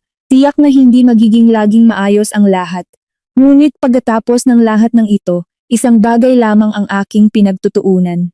Ang mga miyembro ng isang pamilya ay maaring tumulong sa isa't isa sa panahon ng kahirapan, maaring magbahagi ng pera, pagsisikap at maging ang mga mabibigat na araw. Ngunit ang tunay na pagmamahal ng pamilya ay matatawag na tunay lamang kapag ang tulong ay nagmumula sa kagustuhan at respeto. Sapagkat ang pagkakataon na ginamit ang dalawang pamilya para mapilitan ng ibang tao na magsakripisyo. Sa araw na iyon, ang mismong pagmamahal na nais mong panatilihin ay maaaring maging siyang unang nasugatan. Isang katapusan ng linggo, inihanda ko ang aking bag para bumisita sa aming pamilya sa Bulacan, kaarawan ng aking tatay. Ang bag na iyon, ang mismong bag na nagdulot ng napakaraming kaguluhan sa aming tahanan. Nang matapos ko ang pagtitipon ng aking mga damit at regalo para sa aking tatay, dinala ko ang bag sa sala at inilapag sa gilid ng sofa. Lumabas si Aling Dory mula sa kusina, at nang makita ang bag ay huminto siya. Natigas din ang aking mga kamay ng sandali. Sa loob ng ilang segundo, bumalik sa aking isipan ang lahat. Ang paraan noon ng pagkuha niya sa bag patong sa kanya, ang mga beses na binubuksan niya ang bawat compartment, ang mga tanong kung may dalang cash o regalo, at ang umaga nang sinabi niya ng tuwiran na tinitingnan niya kung may ninakaw akong dala-dalang para sa aking mga magulang. Kahit tapos na ang lahat ng iyon, ang aking katawan ay may natutunan pang reaksyon na hindi ko mabago. Ngunit si Aling Dory ay hindi lumakad patungo sa bag. Nagtanong lamang siya, ilang araw ka roon? Sumagot ako, 2 araw nanay. Bumabalik kami ni Rommel ng linggo ng hapon. Tumanggo siya. Pagkatapos ay pumasok siya sa kusina at lumabas na may maliit na supot, ilang piraso ng suha at 2 mangga. Ibinigay niya ito sa akin mula sa kapitbahayan, libreng binigay sa amin. Dalhin mo sa iyong mga magulang, bahagyang nagulat ako ngunit tinanggap ko naman. Salamat nanay. Tiningnan ni Aling Dory ang bag sa isang pagkakataon pa. Ang kanyang mga mata ay doon na natili ng ilang segundo. Pagkatapos ay mahinahon siyang nagsalita. Mas mababa ang boses kaysa sa karaniwan. Ang bag mo, hindi ko hahawakan. Hindi ako umiyak. Wala ring malakas na emosyon na dumating sa akin. Naramdaman ko lamang na may isang bagay sa aking loob na matagal nang nakatali ay bahagyang naging maluwag. Sa tamang sandaling iyon, pumasok si Rommel mula sa bakuran. Narinig marahil niya ang huling pangungusap ngunit hindi siya nagsalita. Tiningnan lamang niya ako at ngumiti. Kinuha niya ang bag mula sa sofa at sinabi, "Sasamahan kita ngayon, Marisol, nais ko ring makihapon sa iyong tatay. Matagal na rin akong hindi nakakakain ng kanyang lutong sinigang." Napatawa ako, "Ikaw ang magsabi sa tatay, huwag mo akong gagamitin bilang dahilan. Simpleng pag-uusap lamang iyon." Ngunit habang naglalakbay kami ng umaga patungong Bulacan, nakaupo sa tabi ng aking asawa, biglang naisip ko na ang katahimikan ay minsan ay ito lamang. Ang mga bagay na kasing daling araw-araw, isang bag na nakapatong sa sala ng walang taong nagbubukas nito, isang asawang babae na umuwi sa bahay ng kanyang mga magulang nang hindi na kailangang ipaliwanag ang kanyang daladalang mga bagay. Isang asawa na hindi na kailangang pumili ng panig sa pagitan ng kanyang asawa at ng kanyang ina, sapagkat natutunan na ng lahat kung saan ang hangganan na hindi dapat lampasan. Sa sandaling iyon ay naintindihan ko na ang kwentong ito ay hindi kailanman tungkol sa bag. Ang bag ay lugar lamang kung saan nagsimulang makita ang lahat ng nais na itago, ang pagpapahalaga sa sariling imahe, ang pagnanasang mabawi ang nawalang pera, ang pagtatakip sa pagkabigo ng isang anak, at ang ugaling ituring na maaaring lumampas sa hangganan ng isa dahil pamilya naman tayo. Nagbago ng malaki si Romel pagkatapos ng lahat ng nangyari. Minsan ay inisip niya na ang pagiging mabuting anak ay ang palaging panatilihing masaya ang kanyang ina, iwasang makita siyang nasasaktan, at kung maaari, ay umiwas sa lahat ng maaring sumakit sa kanya. Sa huli ay naunawaan niya na may mga pagkakataon na ang pagmamahal sa mga magulang ay hindi ang takpan ang kanilang mga kamalian, kundi ang maglakas ng loob na pigilan sila bago pa lumayo ang mga bagay sa puntong hindi na maayos.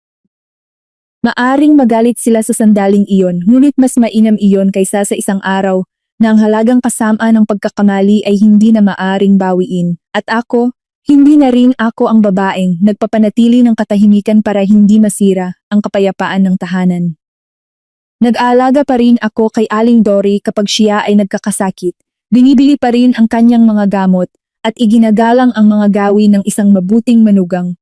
Ngunit hindi ko na inaakalang kailangan ko itong tiisin ang lahat para mapatunayan na ako ay mabuting asawa o mabuting manugang. Hindi rin ako ginagamit ang mga dating sugat para patuloy na pagulan siya bawat araw. Ang pagpapatawad ay hindi nakakatulong lamang sa taong pinatawad, minsan ito ay nagpapalaya rin sa nagpapatawad. Nagbayad na si Aling Dory ng kanyang mga pagkakamali sa pamamagitan ng pera, ng pagkawala ng tiwala, at ng kahihiyang kailangang harapin. Si Bernard ay marami pa ring taon na kailangan niyang gastusin para mabayaran ang lahat ng kanyang nagawa. Ngunit naniniwala akong ang dalawa ay mapalad pa rin, sapagkat pagkatapos ng lahat ng iyon, mayroon pa silang pagkakataon na magbago. Isang tahanan pa rin ang kanilang maaaring balikan, at mga taong handa pang tumingin kung ano ang kanilang ginagawa ngayon, sa halip na laging maalala kung ano ang nagawa nila noong nakaraan. Nang araw na iyon, ang aking bag ay nakapatong sa likuran ng sasakyan, hindi ito binuksan ng kahit sino. At sa unang pagkakataon pagkatapos ng maraming taon, naging malaya ang daan patungong probinsya para sa akin.